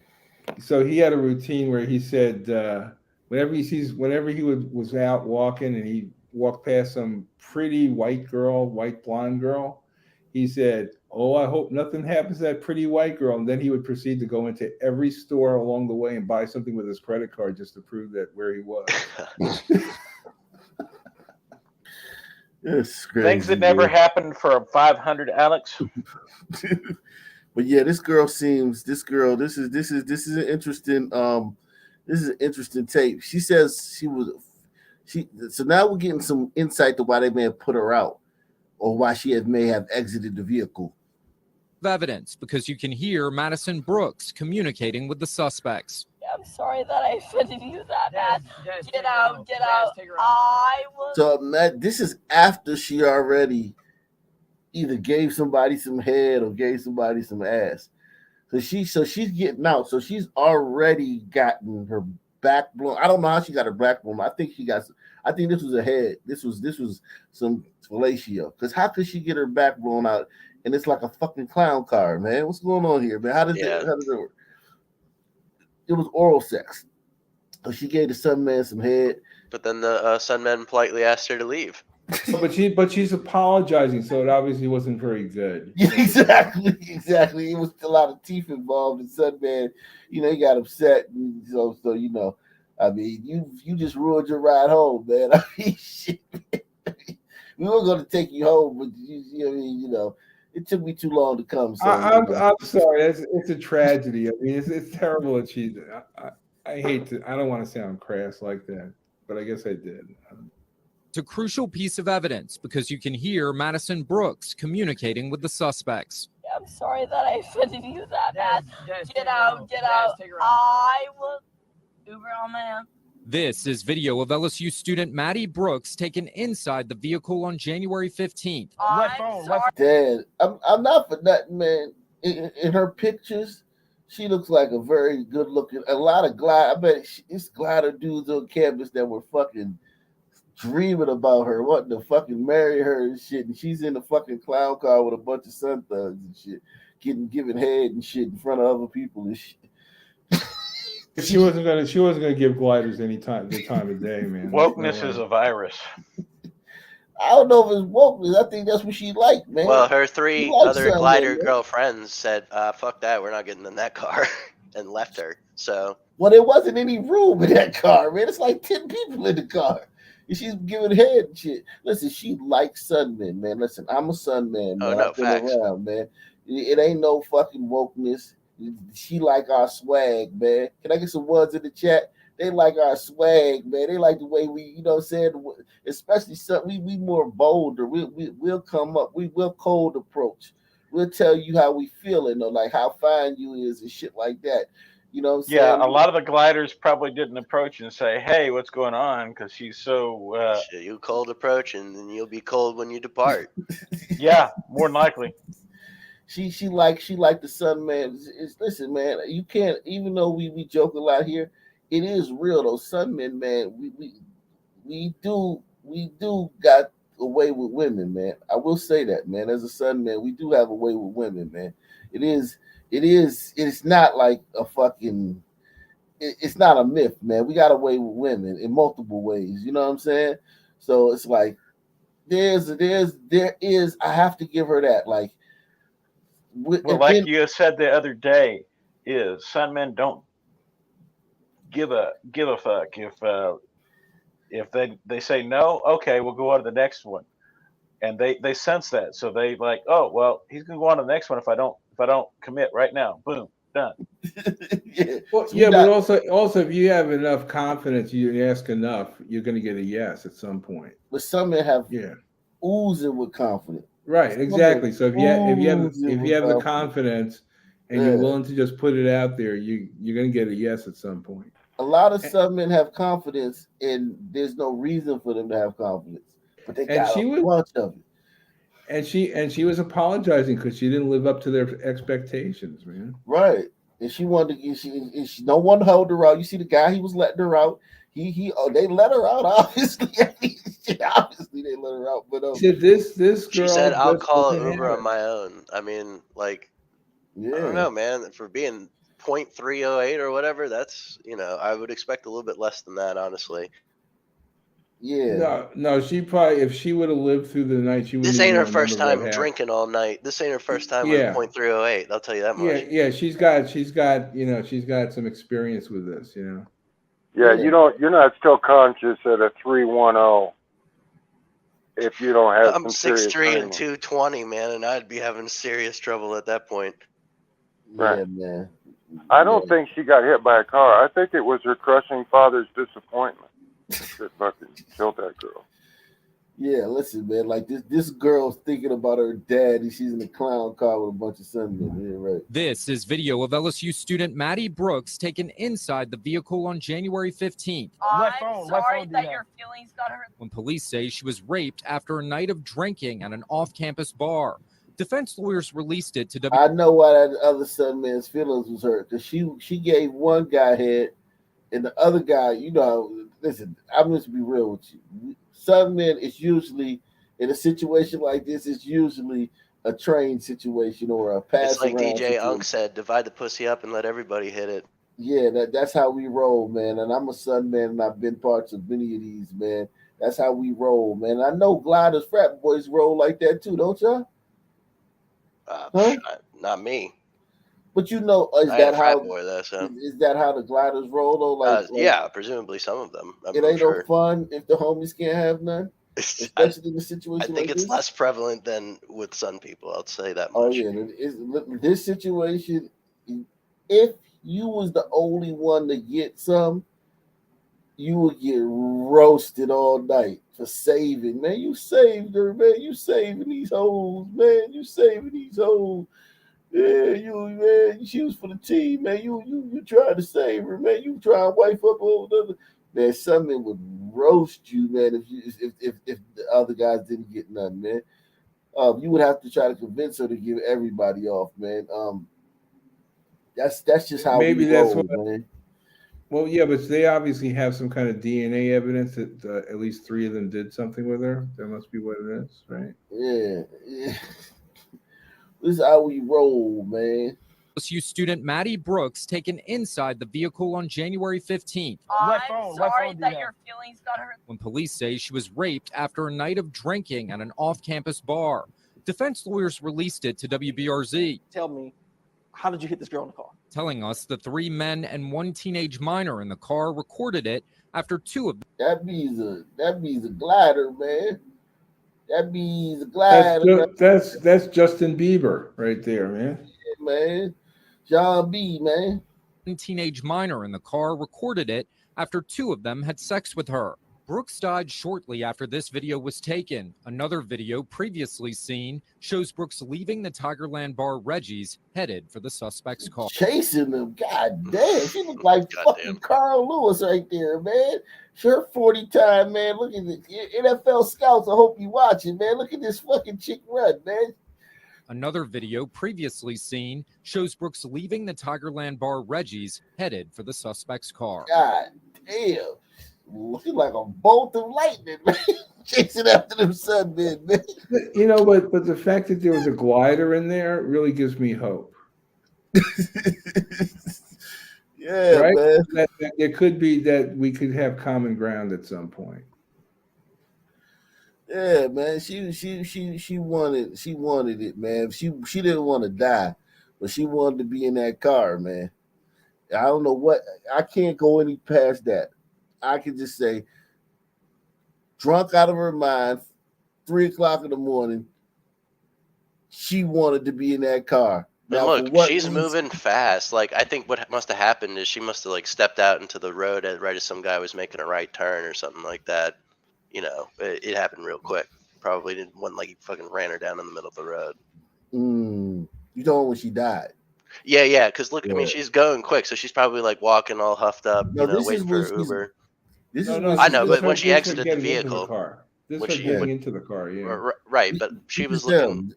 They're trying to leave, and she's stalking them. This is stalk. I think they should charge her with a stalking charge. What do you think they should charge her with a stalking charge? I think when you see this video, it would put a question in the jury's mind, man. This is stalking, man. Those subbing were trying to get out of there, man. She wouldn't let him leave, man. Look Another at her. video previously seen shows Brooks leaving the Tigerland bar Reggie's, headed for the suspect's car. Speaking, engaging in conversations, using very vulgar language to the driver of the vehicle, insulting the driver of the vehicle, implying that the driver of the vehicle is not straight based on him not wanting to engage in certain activities with her. Yeah.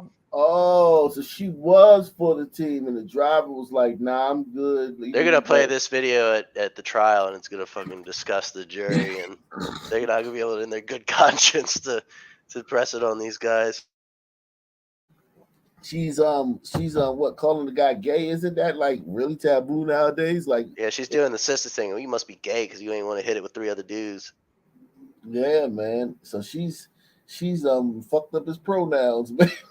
Whatever the fuck they call that shit now, but it's like yeah, it's not looking good for Maddie's family, man. But yeah, she dead. So I mean, but yeah, there's another one, man. There's a couple steps here she could have easily taken to prevent her death.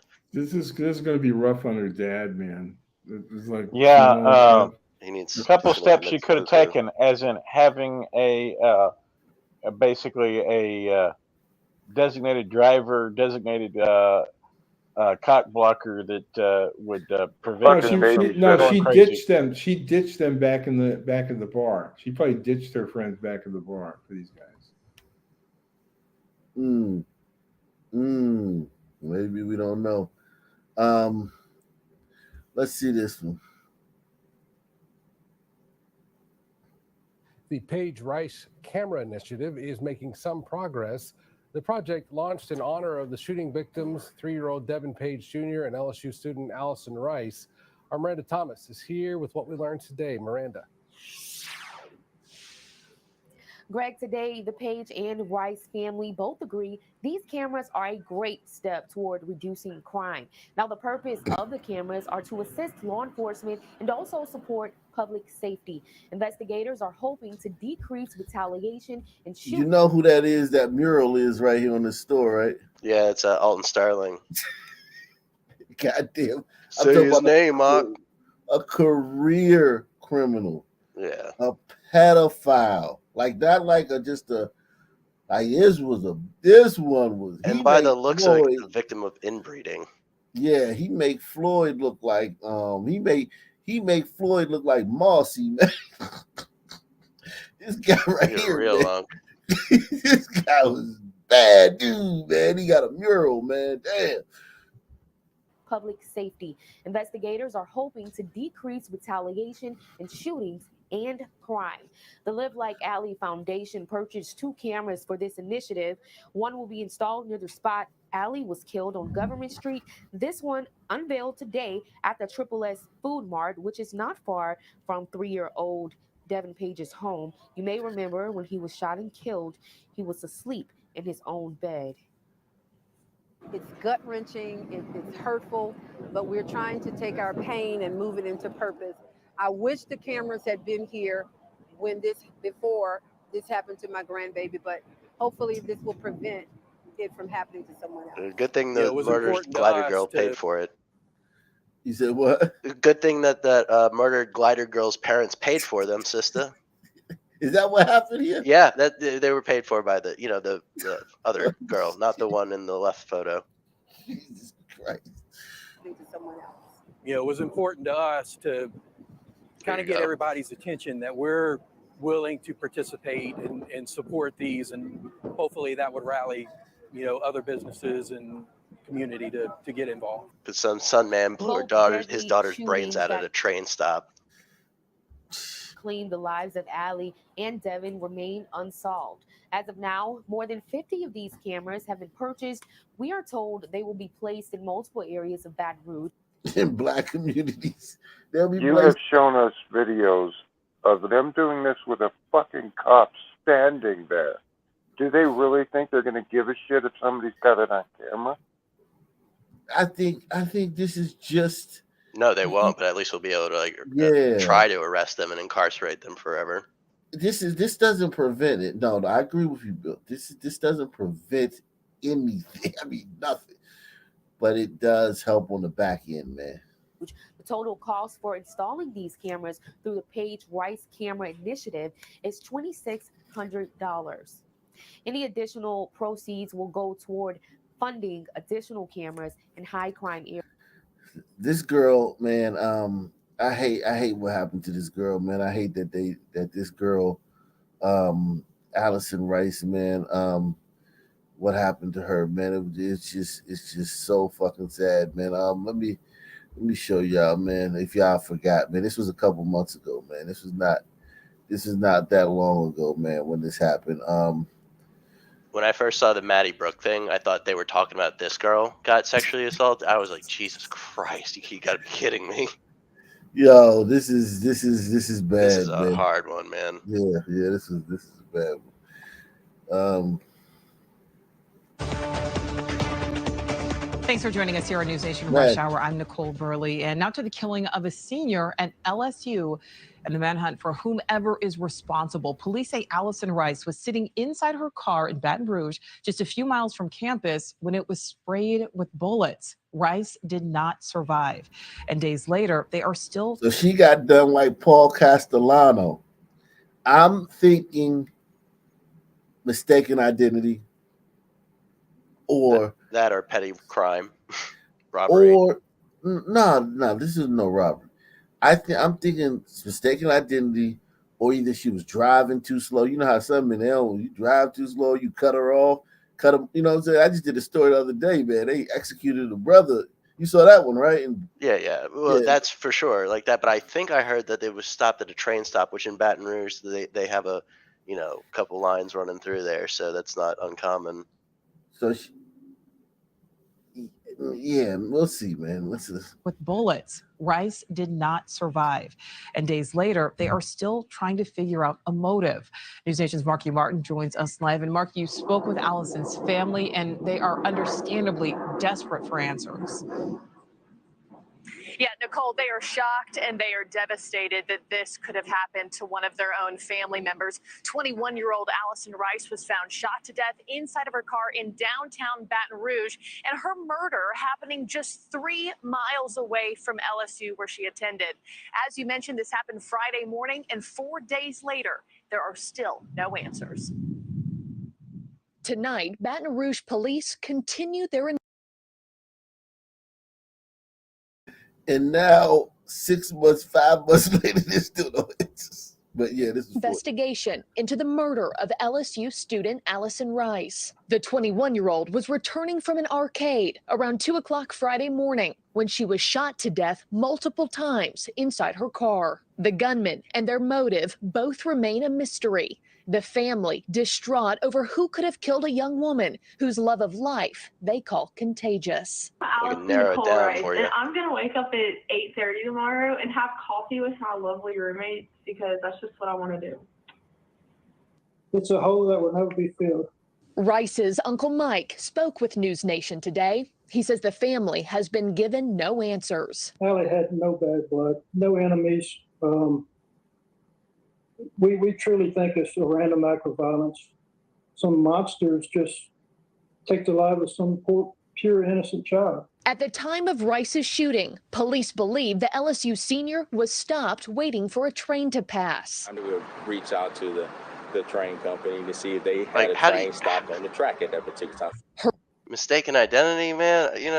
They're stopped at, they had a minute to take a look at that. I feel like. No, I solved the crime. She was on her way from an arcade, which means that she wiped out somebody's high score in one of the games, man. Yeah, man, that's a death sentence, man. It's understand, man. But yeah, you gotta understand, and I know you understand this, but it don't take much, man. Like these aren't like, oh man, is that them? All right, let's case the joint. Let's check the license plate. Let's check the make model. It's not all that going into it. It's like, fuck is that? Stop right. Why they stop? Oh, because you're patrolling your hood and a car just stopped. What the fuck they stop for? She might have stopped in the train, might not even have been there yet. She might have, being a good glider, as soon as she hears the horn, she stops and shit. Most some people, they going through it to the train is like right there and shit. Like, why they stop like that? They out hunting and shit, and early mornings, and then some car just stops. It's like, what the fuck? You know what I'm saying? It just don't. They just totally know right. that it takes like all of this shit. It just does it, man. So stopped on the track at that. The leading cause of death among people under 20 are raves, right? Random acts of violence everywhere. Yeah, man. Son, people. Her death sparking citywide concern and garnering nationwide attention at a time when Baton Rouge has seen more than 6 homicides this year alone. Louisiana Senator John Kennedy tweeting his condolences to the LSU community and Rice's family. I can't imagine being in their shoes right now. Luke Fosterman is a close family friend and owner of the Shed Barbecue, where Rice worked as a bartender. He said she had such a bright future ahead of her. To lose somebody like Allie, not that any life is worth losing, but to lose somebody like Allie really, really hurts. Yeah, just awful. The family tells me they do believe Allie's was the 74th homicide in Baton Rouge just this year. Another Baton Rouge local that I spoke to today off camera said not only this crime, but all the senseless crime that they have been experiencing this year. He said it's like living in a war zone in Baton Rouge right now. That could be I bet you 100% of them are some people. Oh yeah, that could be any Sun City, man. I mean, what they say about the war zone. I mean, that's anywhere. Let's get to some fuckery, man. Let's see. I couldn't imagine that girl's father. My daughter is going to be 34 this year, and if she just got mowed down by some random asshole, I don't know if I could, without someplace to focus that hate, I think I would lose my mind. Yeah, I can imagine that, man. I mean, I'm sure that like anybody in that family shoes, man, like anybody, it's like, yeah, the rage, and maybe that's why people say they forgive, just so they can just make it through, because you can't do nothing. Like, they have no suspect. It's not even like they got a suspect, but he's free, and then you can go kill the suspect. There's nothing. They have nothing to work with in that case. It's zero. They don't have anything. And it's 5 months later, and that's a white girl in the South. And they don't have nothing. Yeah, and these are all gliders from Baton Rouge. I mean, even if they are woke, which is a likely possibility, they know instinctively that a Sun Man did this. I mean, beyond any doubt. Of course, if you don't have dash cams at this point, fore and the front and back of the car, you're crazy. You need to be able to identify whoever comes after you. Yeah, Russia. That's more like Russia. They have, like, I think, what is it? Some crazy stat, like 70% of the cars in Russia have dash cams. Because they have to prove who hits them, so they know who to go after for damages. Exactly. But in New York, then we should all be wearing body cams. Yeah. The worker charged in that deadly shooting at an orange-bound McDonald's was in court today. Good evening, and thank you for joining us. I'm Stephanie Skurlock. And I'm Greg Hurst. WRG's Marcus Hunter was there when the judge set bond for the accused shooter. Tuesday morning, repairs were underway to fix a drive-through window shattered by gunfire. This as family members hope to repair their lives after they were shattered forever. After police say an argument over food at an orange-bound McDonald's left a woman dead. This morning, the man police say is responsible for her death went before Judge Karen Massey. You're charged with a Class A felony, second-degree murder. That carries 15 to 60 years if you are convicted. Do you understand? According to police, the customer got out of her car in the drive-thru, banged on the window with a gun, and complained about her food order. Shit, that was a Sun woman? Yeah, I thought for sure that was a Sun Man. Where you talking about that bald-headed? No, the bald-headed guy is the one he shot back. In other words, the customer. Oh, okay. I thought they said it was a woman in the car. I was like, the customer banged on the window with a gun. Woman. It was a woman that banged on the window with a gun. Right. It was he shot her. He's employed. He works for McDonald's. He shot her. Gotcha. Yeah. This guy shot her. At this point, I would be arguing self-defense. She was banging on the window with a gun. It was pointed in our direction. Go. I shot back. Well, there's got to be a reason why he's not getting self-defense, because Tennessee is constitutional carry. So it's got to be, According to police, the customer got out of her car in the drive-thru, banged on the window with a gun, and complained about her food order. Video surveillance shows the woman lowering her gun to the side when the employee pulled his own gun and fired a single shot through the. So she lowered her gun to the side, but within an instant, it could be raised back up again. like it just was. Exactly. That's called waiting for an opening. I don't see anything wrong with what happened there. Well, he would be fine if he had drawn it and aimed it at her, and then as soon as she tried to move it back up to point at him, he shot. Yeah, but it looks like if it's pointed to the side, I understand. I would be arguing it as well. She had the gun. She had banged it on the door, on the window. She was threatening their people's lives with it. I would be arguing that, but it's not clear per the self-defense law. What part of Tennessee is that? Memphis. Oh, don't they have that woke prosecutor, right? Yeah, I think he'll be fine in regards to that, but those charges got to get dropped. Yeah, those charges, second-degree murder. Fucking kidding me? For this, don't they have a third degree, or do they have? I mean, it can't be manslaughter because he literally shot her ass, but it's like still like, I mean, self-defense, man. A woman comes banging on the window at McDonald's, and she's got brandishing the gun. Then she puts the gun down. They could be overcharging her so that it can get thrown out. All it takes is another instant for that gun to come back up, man. Yeah, 1 second is all it takes to raise back up. Yeah, but some woman shoot up a McDonald's. I don't believe that. Sisters be wilding though at these. Yeah, of course. They make up probably the majority of McDonald's shootings.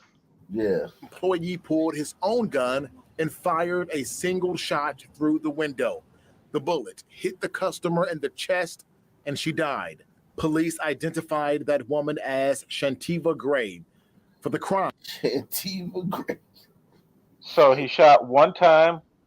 She fell to the ground, was no longer a threat. He didn't shoot anymore. It's looking more like self-defense to me. Well, yeah, but if you have one of these Soros prosecutors, the problem is they're trying to not let anybody do self-defense anymore. That's true. That is true. So, but then he's got a quandary because it's two Sun people. Yes, this is gonna be a tough one for him, man. Yeah. Hopefully she's high yellow. Sun sister trumps Sun man. Yeah, Sun sister trumps Sun man, but Sun sister waving the gun and banging on the window with the gun. Shantiva Gray. Endangering everybody in the McDonald's. Judge Karen Massey gave the suspect, Preston Denier, a $500,000 bond. Damn. Your bond is $500,000. Are you able to make your bond? Now, if he had this is a working guy. This is a guy who's at his job and he's confronted with a crazy situation out of the blue. Like, this is not like this is just like, it just jumps out at you. He's back there probably fucking making drinks because he would have had to been in the well, no, you know what? He could have been anywhere because her banging on the window with the gun could have drawn a lot of employees to the window. You know what I'm saying? Say he's in the back doing fries or making burgers, and all of a sudden there's all this commotion. So all the employees come over there like, what's going on? And then where the window girl screams because the gun is pointed at her. Exactly. And then he comes over there and boom, she sees this gun brandishing, and then she puts it down for a second and he just boom, plugs her ass. Bing. Right in the chest. It says he drew and fired. That means as soon as the gun was off of people, he pointed and fired. So it was like he wasn't going to draw while the gun was pointed in their direction because she could. No. She had the gun. No, she had the gun up, and then when she saw him bring his gun up, she put the gun down. But that might have been too late. He might. That's what they were saying. But he might have let one go before she put the gun down. In other words, I thought it said she took the gun aside and then he drew and fired. No, that's not what they said. They said let me start over, man. But do it again. This is a tough situation, man. I feel bad for this guy, man. The accused shooter. Tuesday morning, repairs were underway to fix a drive-through window shattered by gunfire. This as family members hope to repair their lives after they were shattered forever. After police say an argument over food at an Orange Mound McDonald's left a woman dead. This morning, the man police say is responsible for her death went before Judge Karen Massey. You're charged with a Class A felony, second-degree murder. That carries 15 to 60 years if you are convicted. Do you understand? According to police, the customer got out of her car in the drive-thru, banged on the window with a gun, and complained about her food order. Video surveillance shows the woman lowering her gun to the side when the employee pulled his own gun and fired a single shot through the window. The bullet hit the customer in the chest and she died.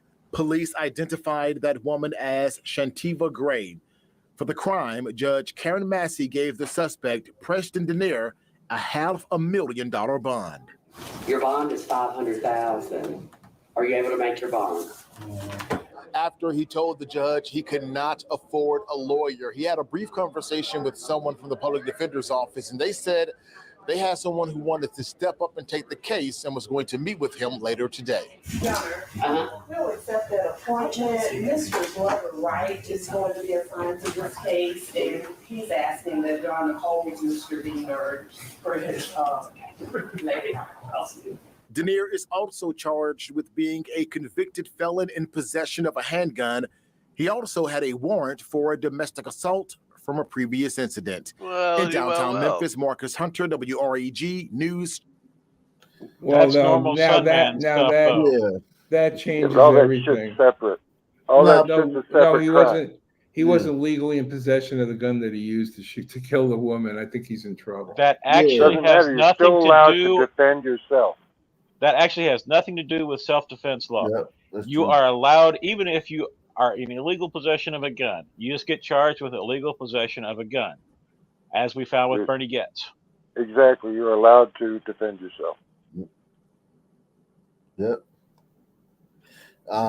Yeah, that's true. Well, But as I think, see, they said that when she saw him with the gun, she put her gun down, but probably the bullet was already on its way. You know what I mean? So he had every right to shoot her, I think, as far as self-defense goes. Well, even if she takes the gun down, like the Taqueria shooter, the gun's not pointed at the guy anymore because he's got the gun pointed at somebody else. Well, as soon as they're not looking at you, that's when you draw and shoot. You don't draw and shoot while they got the gun pointed at you because the bullet will beat you to the draw. yeah, these laws don't take into account human nature and things like that. Yeah, it's just fucking sad, man.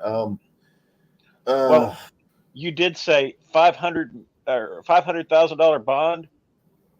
Yeah, if it was some hoodlum shooting at each other and killed a woman as an innocent bystander, they'd get a $5,000 bond.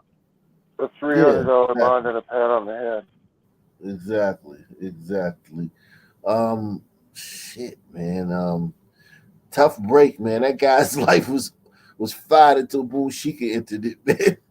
Bullshika showed up and his fucking life was ruined, man. Shit. Ruining lives every day. Salute to Bullshika, man. Salute to sisters. Yeah. New information tonight about the state of law and order in the city of Hampton. Yesterday, the Hampton NAACP accused the jail of double discrimination against female prisoners. Women are being transferred, in some cases, nearly 200 miles from their homes. That happened to a Hampton woman back in December. Tonight, her father is making funeral arrangements. In the year 2022 alone, Kernette Holloway racked up 22 criminal charges that are mostly related to a years-long addiction to drugs. Tell me about the last time you saw your daughter. The last time I saw my daughter was in the Starbucks right here. That is where she was arrested in November on a drug charge that would land her behind bars in the Hampton jail. On December 14th, she was transferred to a jail in Amherst County. This is part of an outsourcing plan that started in the spring of last year after a 1960s-era building was closed for upgrades.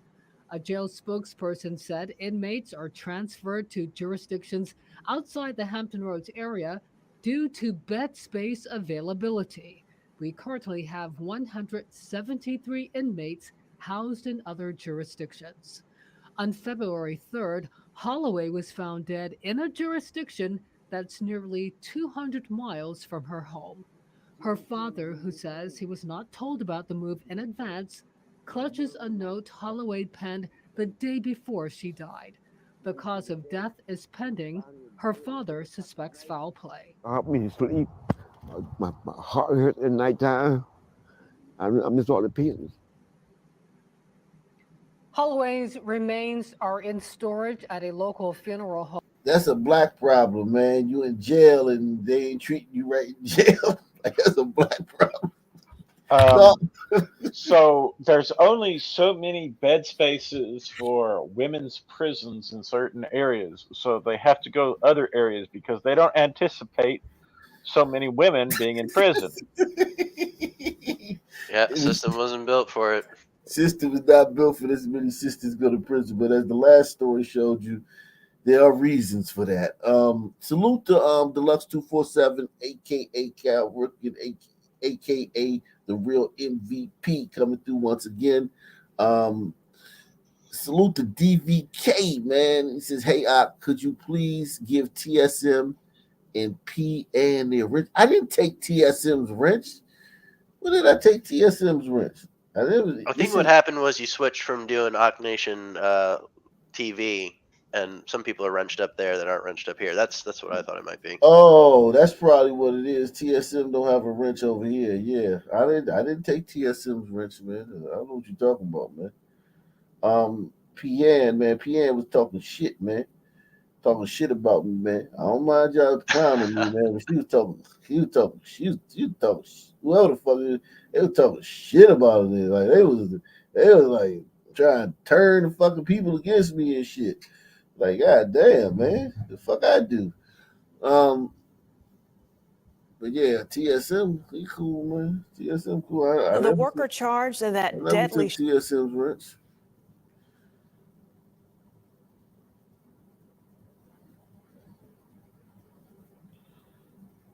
Yeah, I never took TSM wrench.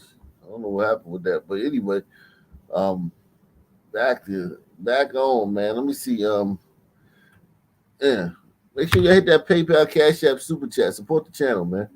Let me see what else is going on, man. Let me. There we go. That's the one I wanted to do. That's the story I wanted to do. Now I just remembered.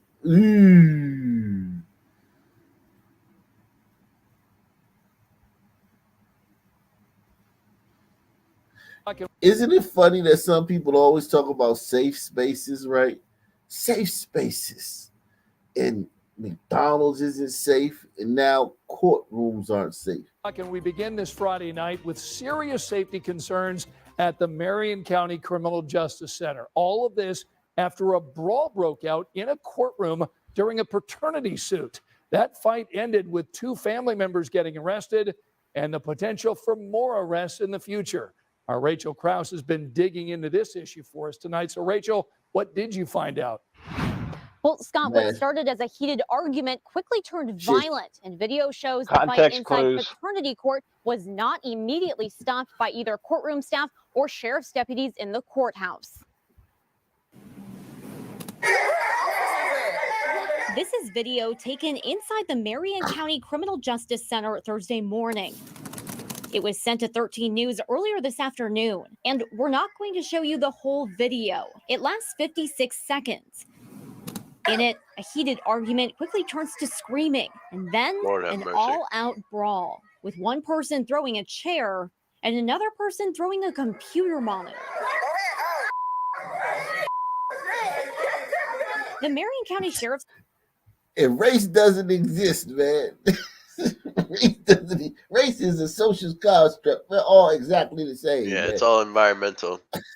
The Marion County Sheriff's Office tells us the fight broke out amongst family members involved in a paternity suit. It escalates, and the video shows no intervention from courtroom staff or sheriff's deputies in the courthouse. Yeah, because you just let them pucker themselves out, man. If you get involved, you either gonna get hurt called a racist, just like the cops in Baton Rouge. What last You're week? going to hurt them, then you're going to get sued. Last week, Or you're going to get charged criminally. They intervened in a fight where it was 200 kids and their parents fighting outside of a school. 2 cops out of the dozens and dozens of cops that responded. One of the cops gets spit on and punched in the face, so he punches the kid back. And that was the whole story, was about that one incident. And 200 people brawling and dozens of cops responded. So, yeah, just let them pucker themselves out. I don't care if somebody's getting choked, their eyes gouged out, their hair pulled out at the root. Yeah, this Let is a them glider fight. judge. I'm like, deploy the bulletproof glass and let them have it. Yeah, let them do their thing, man. You Scott Adams told you, stop helping them, man. And then you help them, you're going to call the racist. Attention from courtroom staff or sheriff's deputies in the courthouse.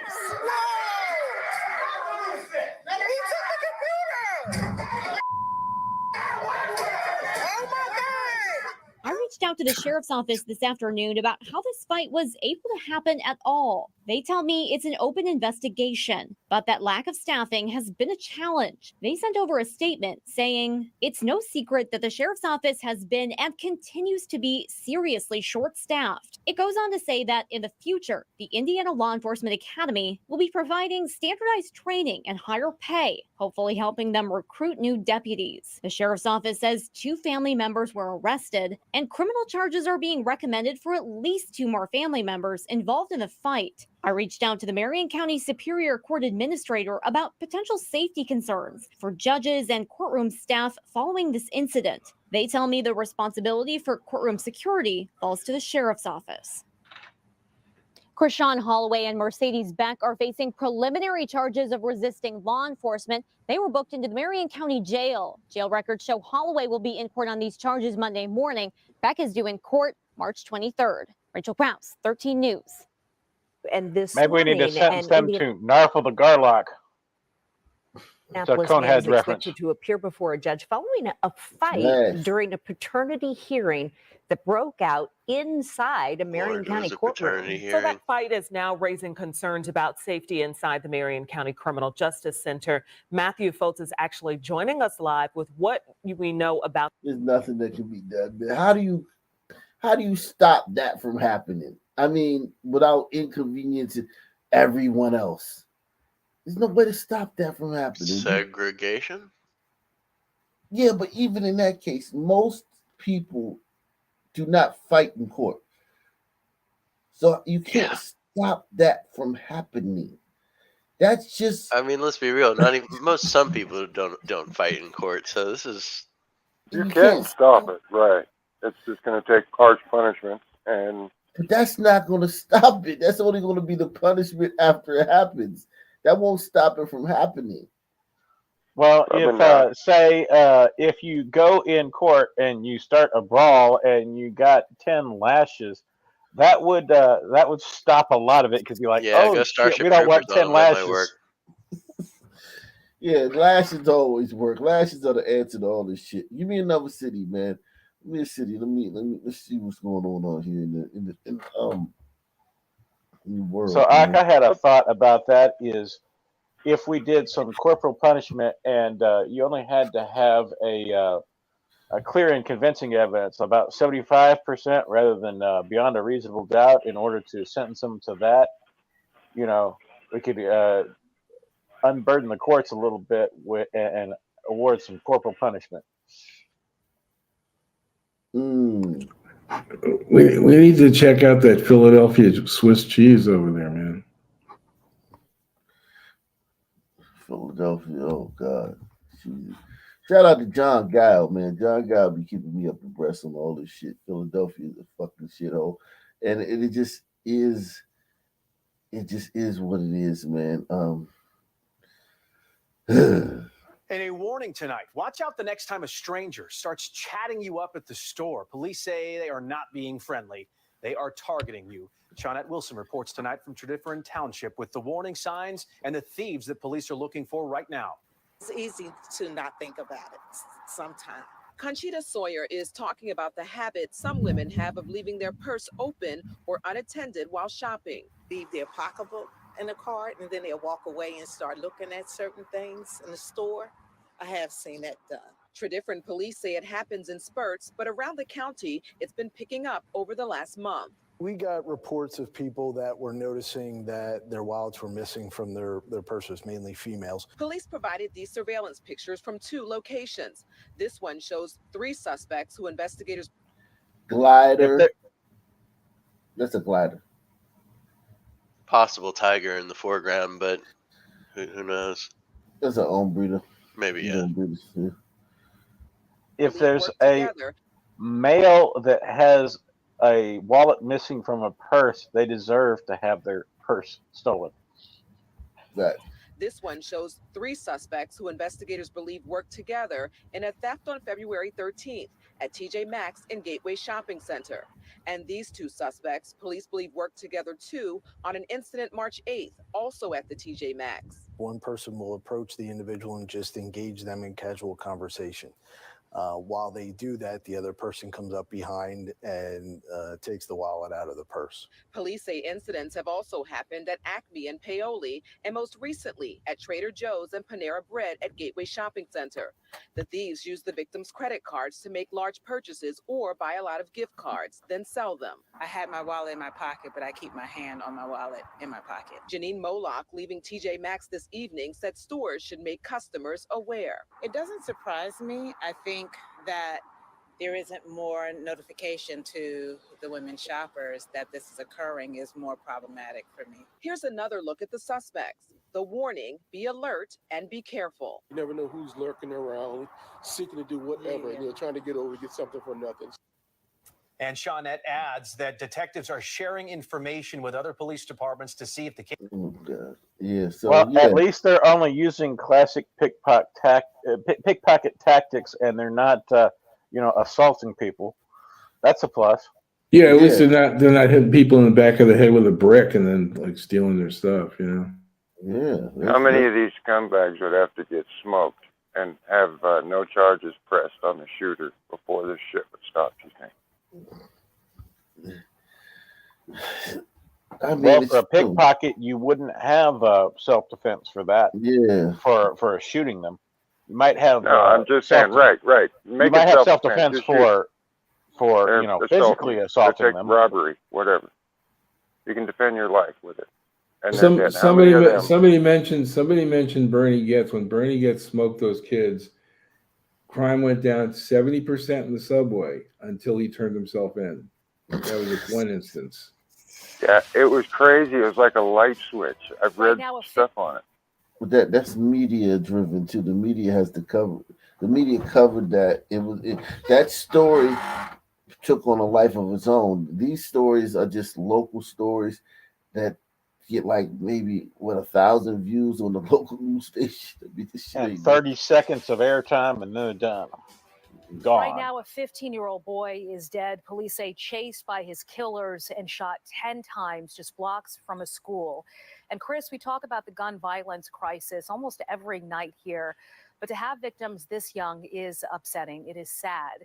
Do police have any leads in this case here? Well, you got perpetrators that young too. Well, Steve, I can tell you Philadelphia police detectives are scrambling to enhance some surveillance video that captured the shooting death of that 15-year-old boy. Meanwhile, those investigators say at least 3 people pulled a trigger. Philadelphia police believe 3 shooters chased down a 15-year-old boy and shot him 10 times just after noon on the 6100 block of Algon Street in the Oxford Village neighborhood. They say surveillance video captured the shooting. We know there were at least 3 different kinds of ballistics on scene, so it lends to believe that there's at least 3 people with firearms. Before the shooting, nearby Samuel Fells High School was put on lockdown after an unauthorized person got into the school. Police are investigating whether the 2 incidents may have been related. It's very disturbing, and it's, not too far from the school. We don't know the motive at all. Police say the 15-year-old victim went to Kensington High School. His death marks the 17th Philadelphia public school student to be killed this school year. Jesus Christ. Probably shot by a 13-year-old. 78 students shot. I mean, it's just unbelievable. These stats are fucking insane. Show me the town where more than one glider has been shot this year. Just give me the town where 2 gliders, students, have been shot this year. That meme of the magic school bus with the bullet holes all in it, like going through a war zone, is really starting to come to fruition, isn't it? Yeah. Are we talking Temple University students or strictly No, just high school? Just high school students. High school students. Well, in middle school and elementary school, I mean, it's not. It's more prevalent in the high schools, but it happens there too.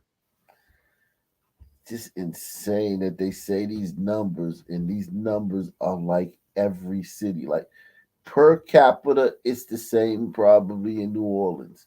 Per capita, it's the same in Baltimore.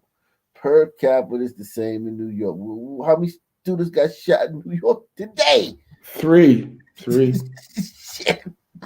But the narrative is, you think it's school shooting, you think it's a glider automatically because that's what the media pushes. Yeah. His death marks the 17th Philadelphia public school student to be killed this school year. 78 have been shot. I'm saddened, sickened and saddened. Pastor Carl Day with Culture Changing Christians Church is one organization trying to help, among other things, combat gun violence. He also has a 15-year-old son. We all need to be checking ourselves, looking ourselves in the mirror, because lives are being lost. As police try to solve another teenage homicide, Pastor Day will continue his work in helping make sure those in his circle don't become another statistic. How can you help? And if you're watching this, ask yourself that. What more can you do today? Oh fuck! There's nothing we can do. We're not doing it. You taking all our fucking tax dollars. You voted for fucking John Fetterman for the Senate. All your fucking mayors are liberal fucking pieces of shit. The goddamn police chief is a fucking woke ass sister from fucking Portland. And voted for Shapiro for governor. Yeah, what the fuck you mean? What can we do? And what's his face? What's his face is the DA too.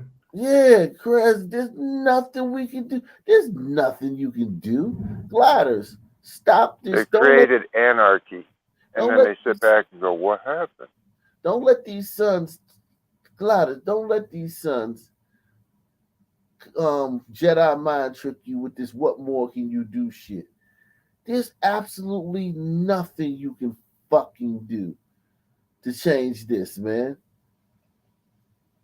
Well, to be honest, the programs that are pushed out there would work on troubled glider kids. Yeah, but there are none in Philadelphia. Yeah, find me some troubled 14-year-old glider girls who are, out there sticking guns in people's faces and jacking them in their vehicles. Yeah, or like spraying the block up. If it's not happening anywhere.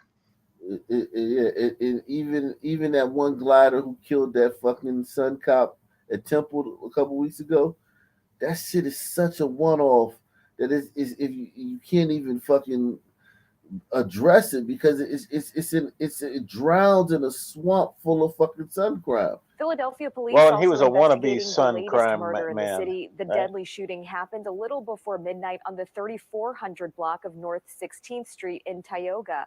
One man was shot over 70 times on the porch and killed.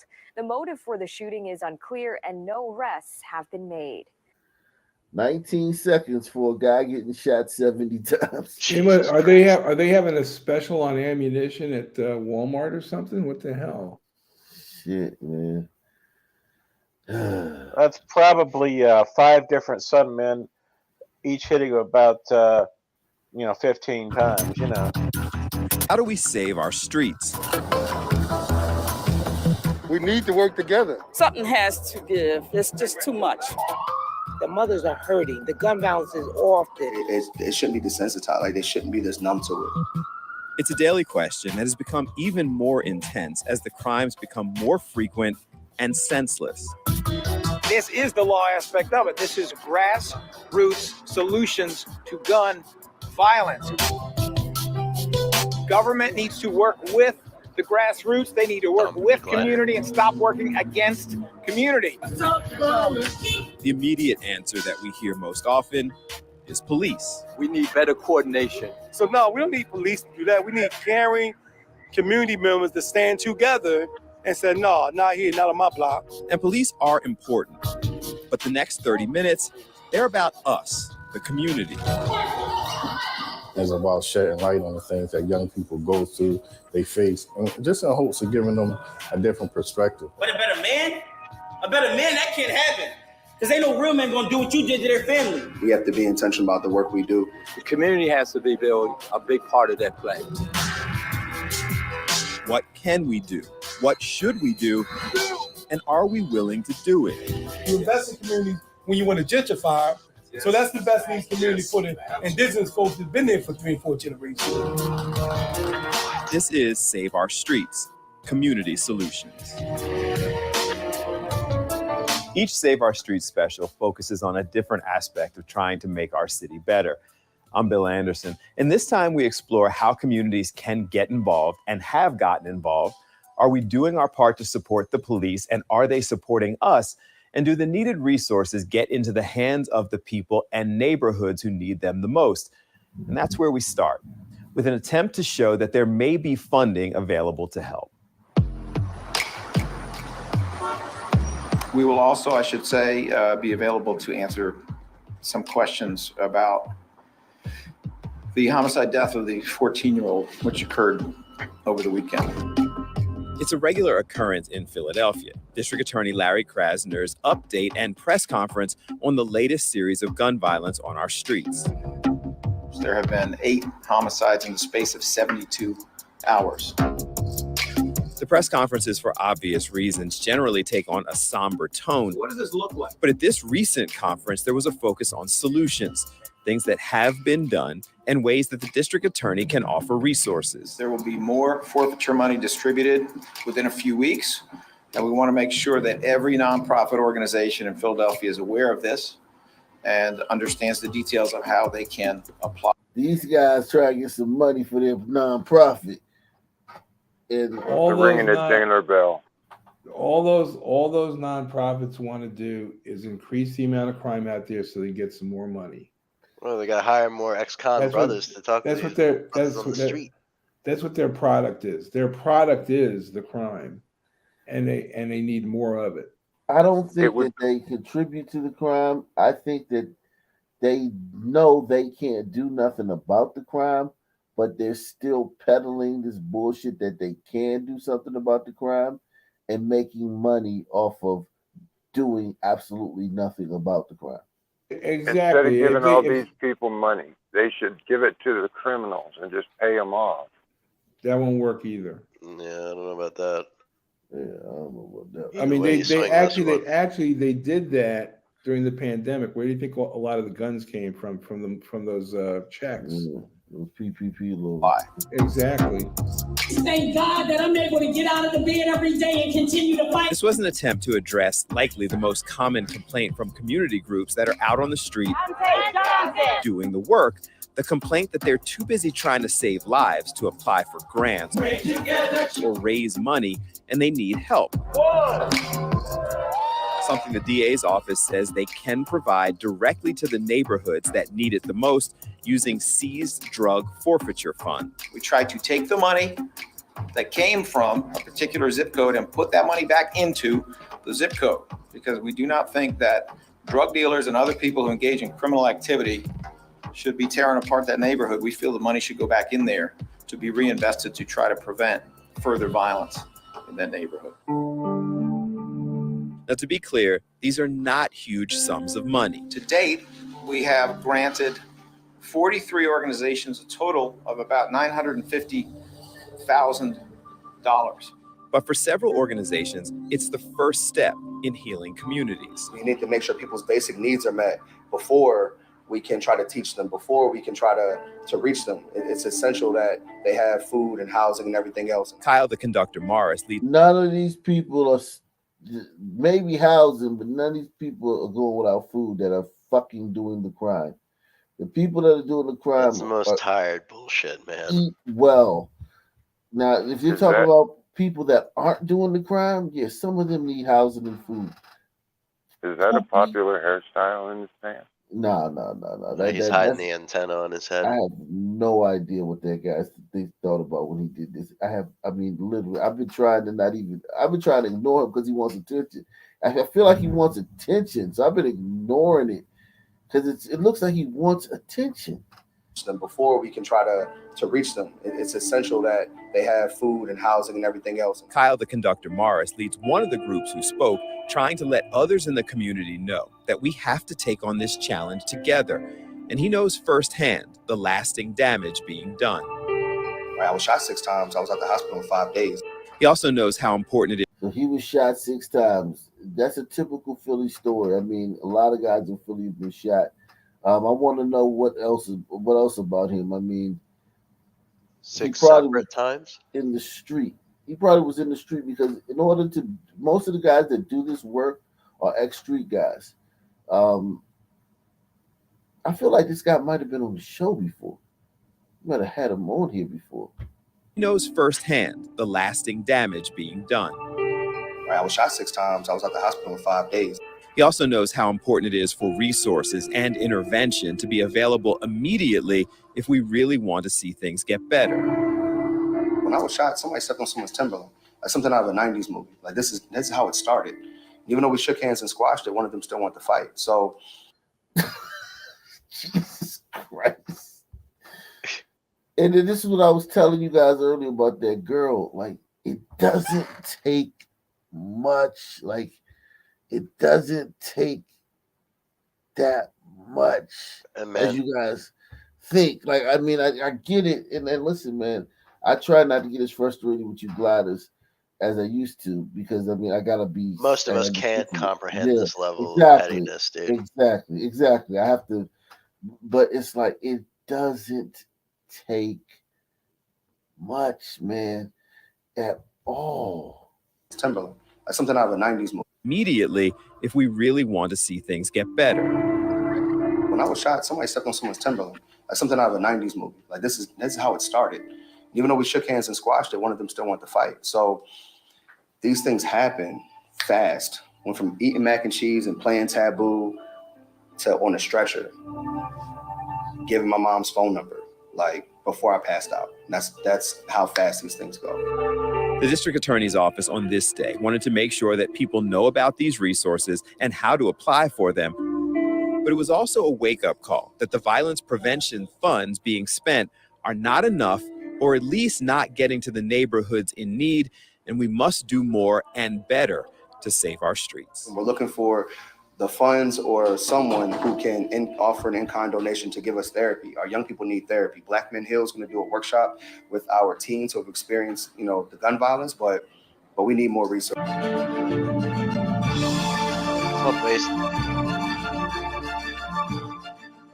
One common theme we often hear is that there are several groups throughout our area trying to make communities safer, but rarely working together.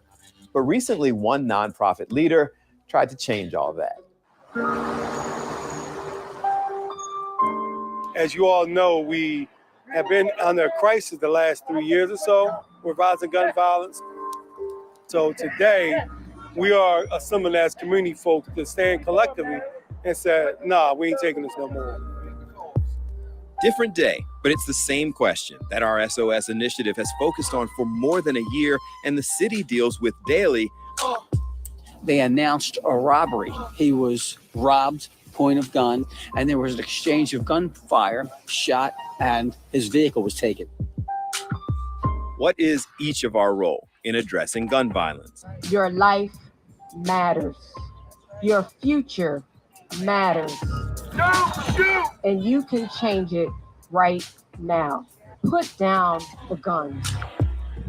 What if What if we were able to centralize those efforts? We banding together, we're collaborating, we're saying in unison, saying this has to stop. You got a whole block in pain, and no one really is addressing that pain. And not just in words, but in deed.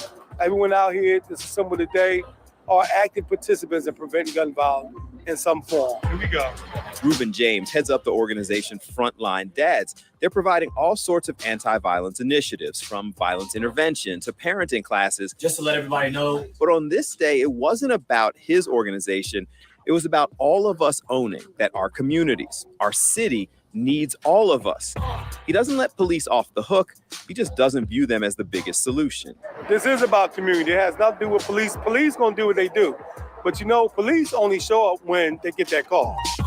And usually they get that call after someone's already hurt, after the crime has already happened, after someone's already dead. We're trying to prevent that from happening. So no, we don't need police to do that. We need caring community members to stand together and say, no, not here, not on my block.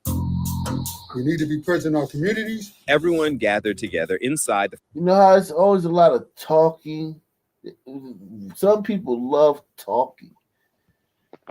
You know what I'm saying? Like, most groups of people would have done so much by now. All this time they spent talking, they would have been doing. We're the biggest talkers on the planet, man. There's just no other group to compare it to. There's nothing like this that happens with any other group of people in the country. I mean, aside from gliders going nuts and shooting up places and that kind of like the random mass shootings is one thing, but there is no pathology like this in any other culture in the United States to compare this to. Yeah, anywhere. I don't think anywhere in the country, because even if you, in the world, even if you take those cartels down in Mexico, we're talking about gazillions of dollars in drug money that they're fighting over. This stuff is over. You stepped on my Timberlands. You know what I'm saying? Yeah, I mean, there's no solution to that. The Frontline Dads headquarters, community activists, elected officials, and candidates and concerned citizens. They started looking at some of the underlying causes of gun violence. If you do a map overlap of gun violence, poverty, crime, unemployment, addiction, homelessness, percentage of black population. Exactly.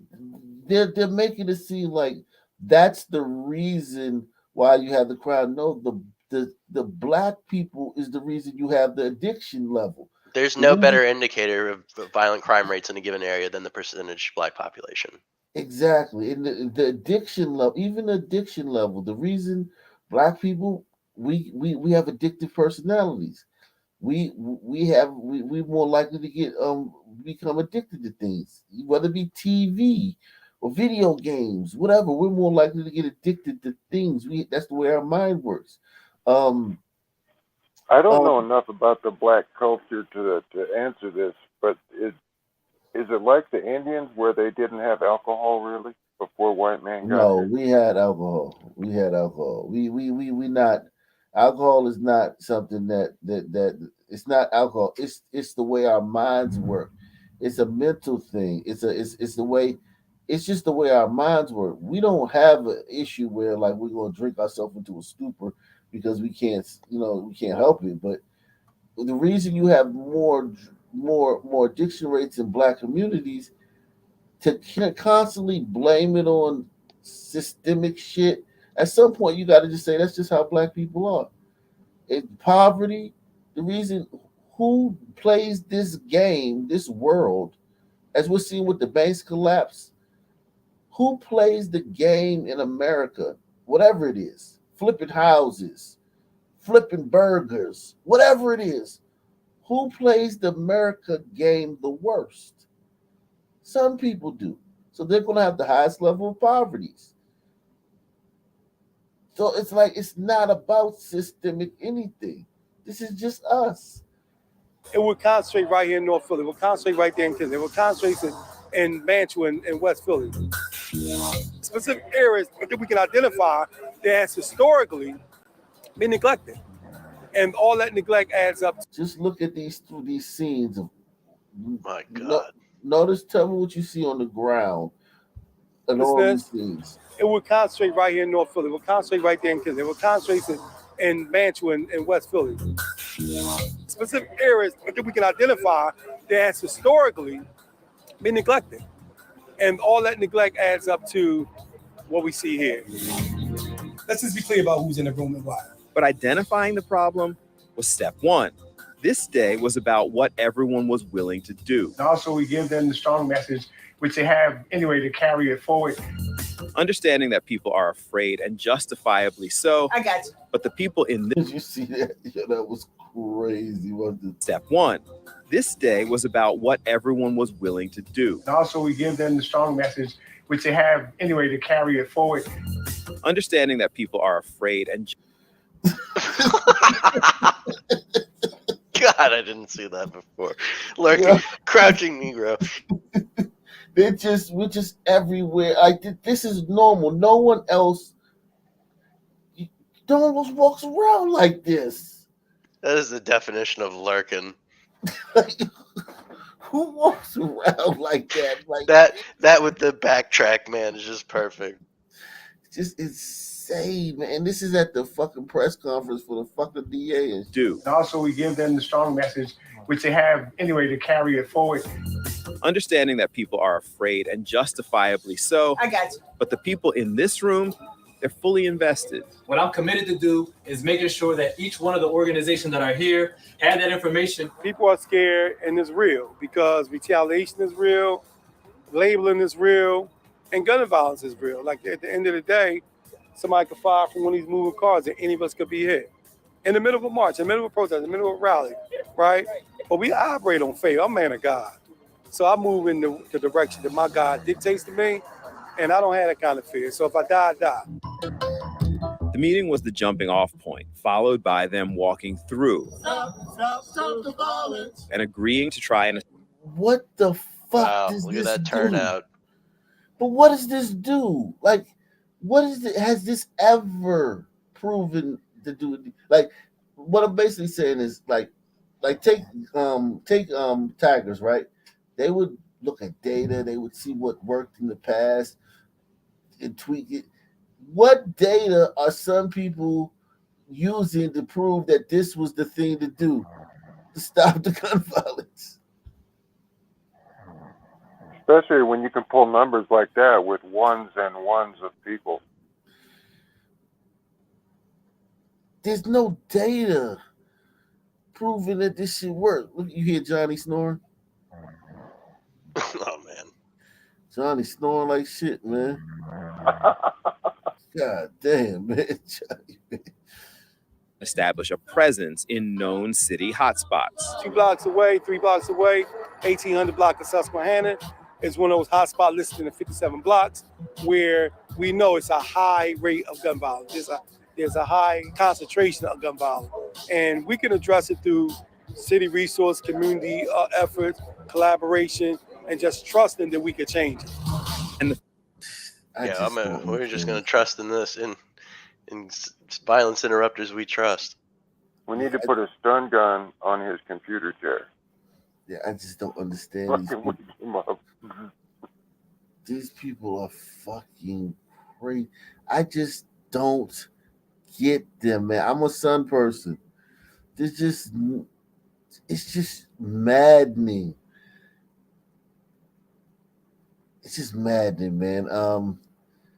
This is maddening, man. Maddening. Give me another city, man. Let's Dayton, Ohio.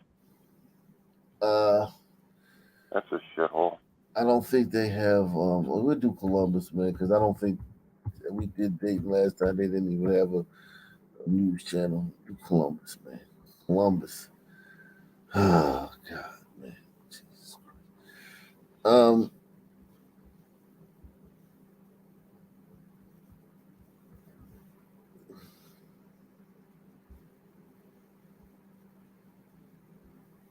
Changes are headed to Groveport-Madison schools after the Board of Education unanimously approved a new comprehensive school safety plan. It comes after several incidents, including large fights and loaded guns being taken to school. NBC4's it's the same thing everywhere. Everywhere you go. It's the same problem. with the same group of people. Yet, if a fucking Karen cuts the line in front of somebody from said group, it fucking goes viral and becomes the biggest story in the fucking country. Caleb Michael attended tonight's meeting and has more on what's to come.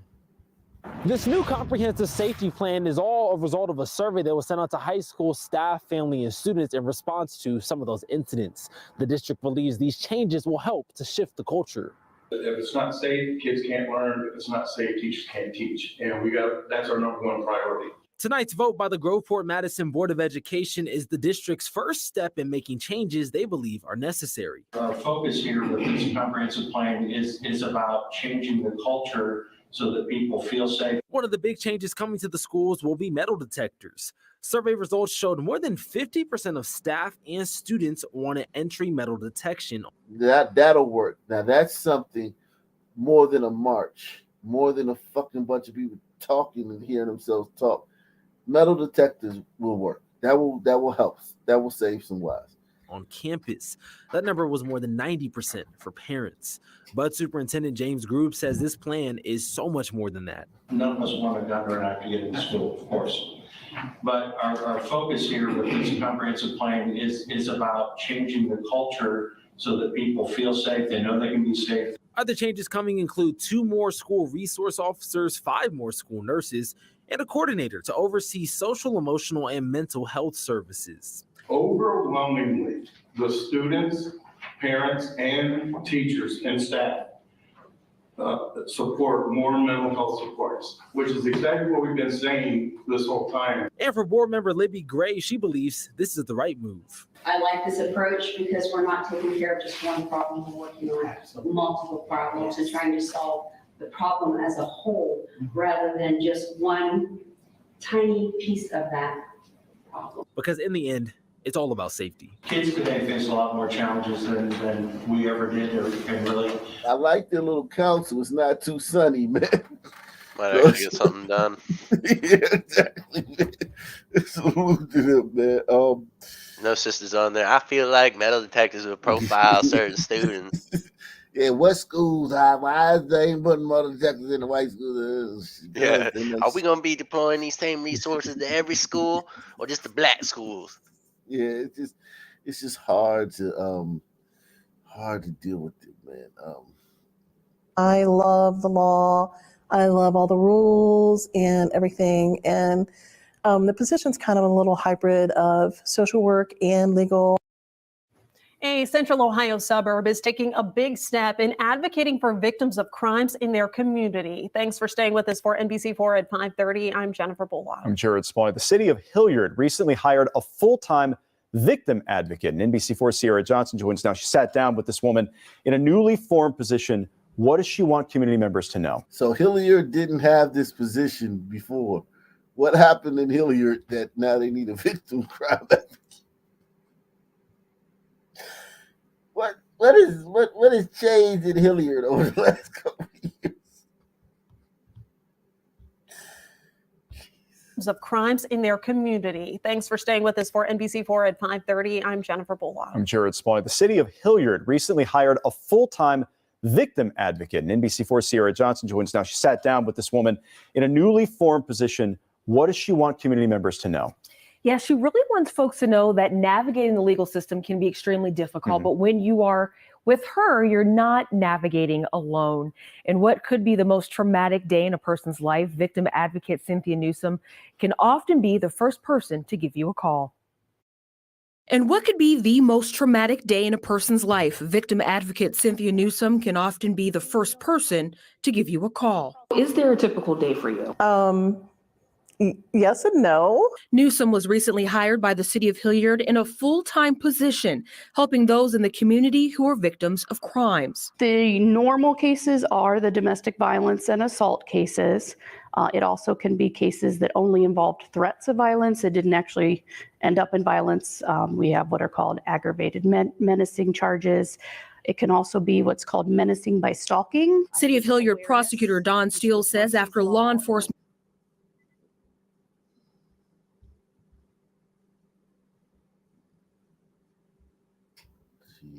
Christ.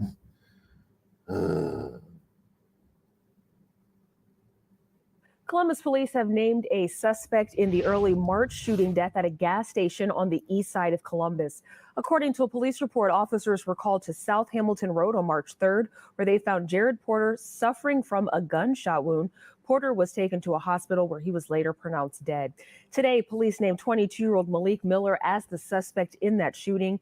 He is currently 3%. not in police custody. Anyone with 3% in Hilliard. 3% in Hilliard, okay. That's why you notice they didn't talk about murders. They were just talking about domestic abuse. Did you notice that? Yeah, it's indeterminate. She didn't. She said we have a lot of threats of crime. She didn't mention nothing, no murders, nothing. And damn it, not Malik. Malik, yeah, I Malik. thought he was the one. Not Malik, yeah, for real. Oh my God. It's Columbus shootings, some shootings. Ohio man's arm bitten off by zebra. Wow.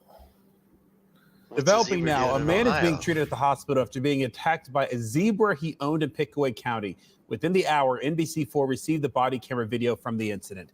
Deputies were called to Darby Road in Circleville on Sunday night around 5:30.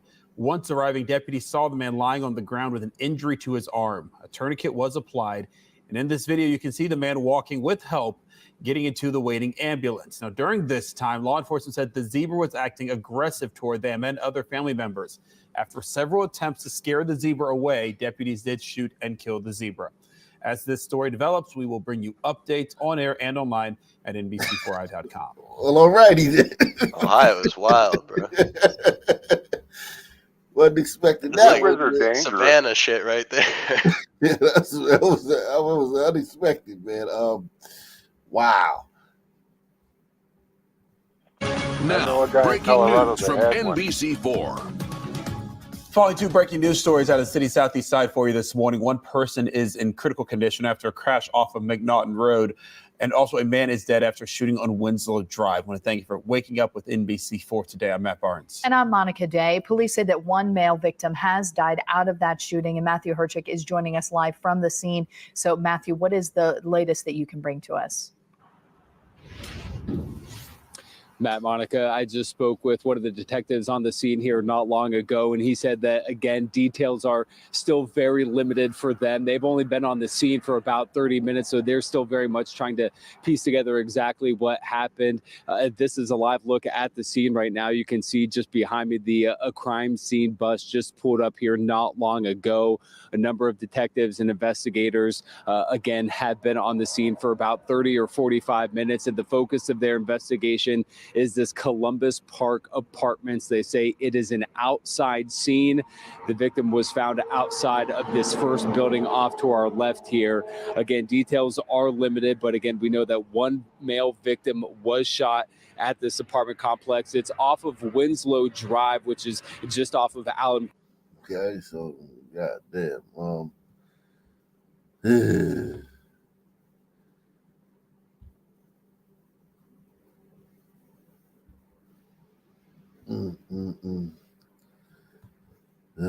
Got this homicide.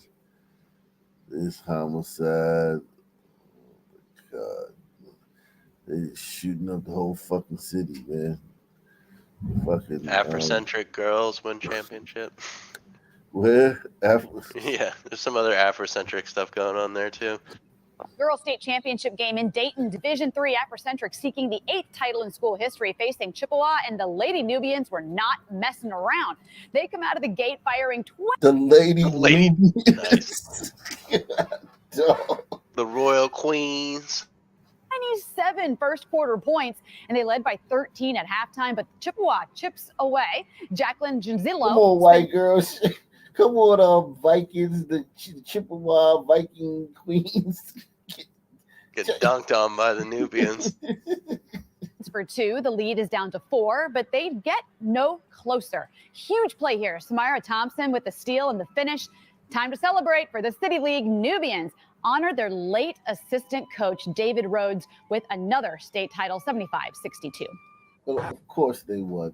I try to That teach shit my wasn't girls fair, bro. life through the game of basketball. So all the things that we got through, all the things that we went through, I told them they had to get through it, and they did it. We're a group of very strong young ladies because we got through everything, and we got through everything together. So I think that's what makes everything one, to be honest. Is that normal to cut the hoop off the basketball goal? Yeah, definitely. That's what they do. They cut the nets. Yeah, I'm ignorant as fuck about basketball. Oh wow, cutting the nets, man. That's what they do. Yeah, let's see. Oh my God, so many murders here, man. But I know they're not gonna tell us who did any of it. I want to see what their solutions are here, man. What are their solutions, man? What are y'all doing about this shit, Columbus?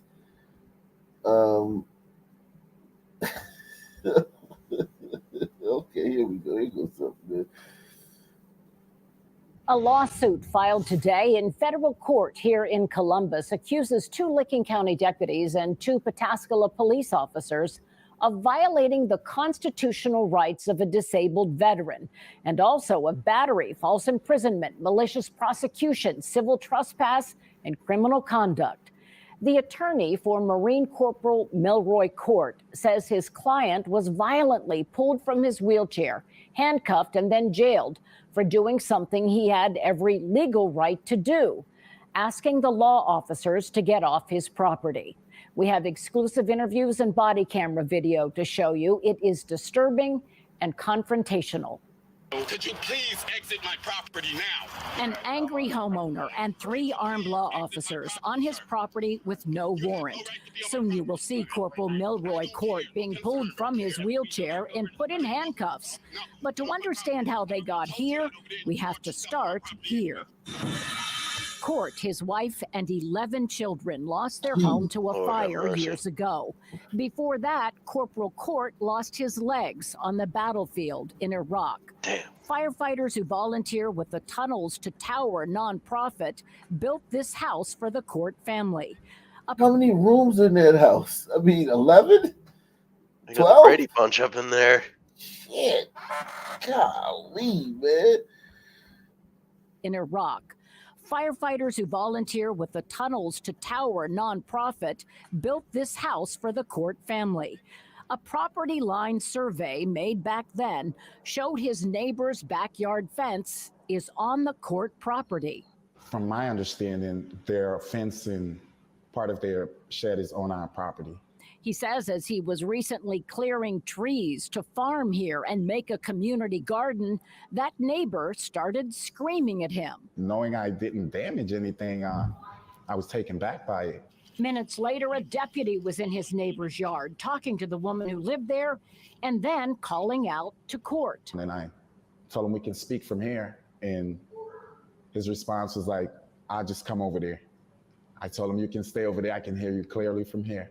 Court, who's got physical and emotional battlefield scars, says he was shaken when that deputy, again without a warrant, called for backup and came into Court's backyard. He was soon surrounded and blocked in by a deputy and 2 Pataskala police officers. I just got louder and louder for, in an instance, it's as if 3 bears are on your property and you have to make as much noise as you possibly can to get them off. But these bears were armed. So me making that much noise didn't go in my favor. Except you know that's not really what you're supposed to do. To go into his house. He says the deputy stopped him with a foot on his wheel. If it's a female, what do you do? Tell me. I want to know. I don't know. I mean, it sounds like some Karen shit, honestly. You know, this is a very glidey, I mean, this is some passe shit to get all this fuss about, right? No, but female bear, what do you do? Oh, female? I don't know. I think that's even worse, right? Especially if you're by the Cubs. Oh, yeah, there's nothing you can do. Court tries to move past the deputies to go into his house. He says the deputy stopped him with a foot on his wheel. Forget the fact that they subsequently, when he tries to go by them and they've used their feet to block him very aggressively, And the female officer was there, just stands right up almost to his face and blocks him from leaving and then threatens He was him. in custody at that point. And then he was on the ground and in handcuffs. But then they put 2 knees on his back, 2 officers are on his back. As if he were a threat? Yeah, he's got no mobility. What is he going to do? Crawl away from them? I mean, they have absolutely no threat here. Attorney Fred Giddy says a fence dispute is a civil case. I mean, I feel like I'm with this guy on this one, man. It's a little much. You muted, Doc. They hadn't patted him down yet, so like That's that true, point, and he is like a PTSD veteran, so yeah, you don't know if you don't know if he's armed. You have to kind of like pat him down, and then you could be like, just let him hop around, and he puck himself out. But willing to hazard a guess this guy's got a few guns on the property at least. oh yeah, definitely. He's on his back. 2 officers are on his back. As if he were a threat? Yeah, he's got no mobility. What is he going to do? Crawl away from them? I mean, they have absolutely no threat here. Attorney Fred Giddy says a fence dispute is a civil case, not criminal. They knew what they were doing was illegal when they did it, so they should never have arrested him. And they should not have surrounded him and blocked his movement to his own house. They should never have it done in front of the kids. What do you make of it then? Why? What's the why here? Sadly, it is the same why that afflicts our law enforcement system. Which one do you think he's about to say? What do you about Mr. Juice Crew about to say? Yeah. What y'all think he's about to say is the reason why this happened? Chat, what do y'all think is the reason?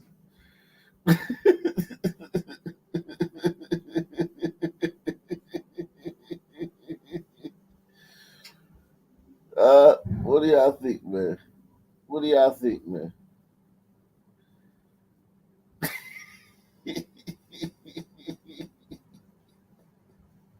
Same why that afflicts our law enforcement system. There are 2 views of justice, and one is applied to people of color and one is applied to people who are white. Court was taken to jail, held for 3 days. A friend dropped off his wheelchair. Significantly, all the charges against him were dropped. And now he is filing a federal lawsuit against them, saying it's a lesson for his children. I tell them how to be accountable for everything. Like, if you make a decision, be accountable. That's why I still smile in a wheelchair. I knew the bad that could come from war. I knew, but you have to keep smiling. There's no need to become bitter. There's no need to hate anyone. Just have to continue. There's always going to be bad people, and there are always going to be great ones. I reached out to the Licking County Prosecutor's Office and Pataskala Police, have not heard back from them yet. A spokesman for the Licking County Sheriff's Office said they had not seen the complaint. So I mailed a copy of the complaint to their office, but they nonetheless declined to comment today. You can see a copy of the complaint. And on that note, man, I'm out, man. Peace out. Peace.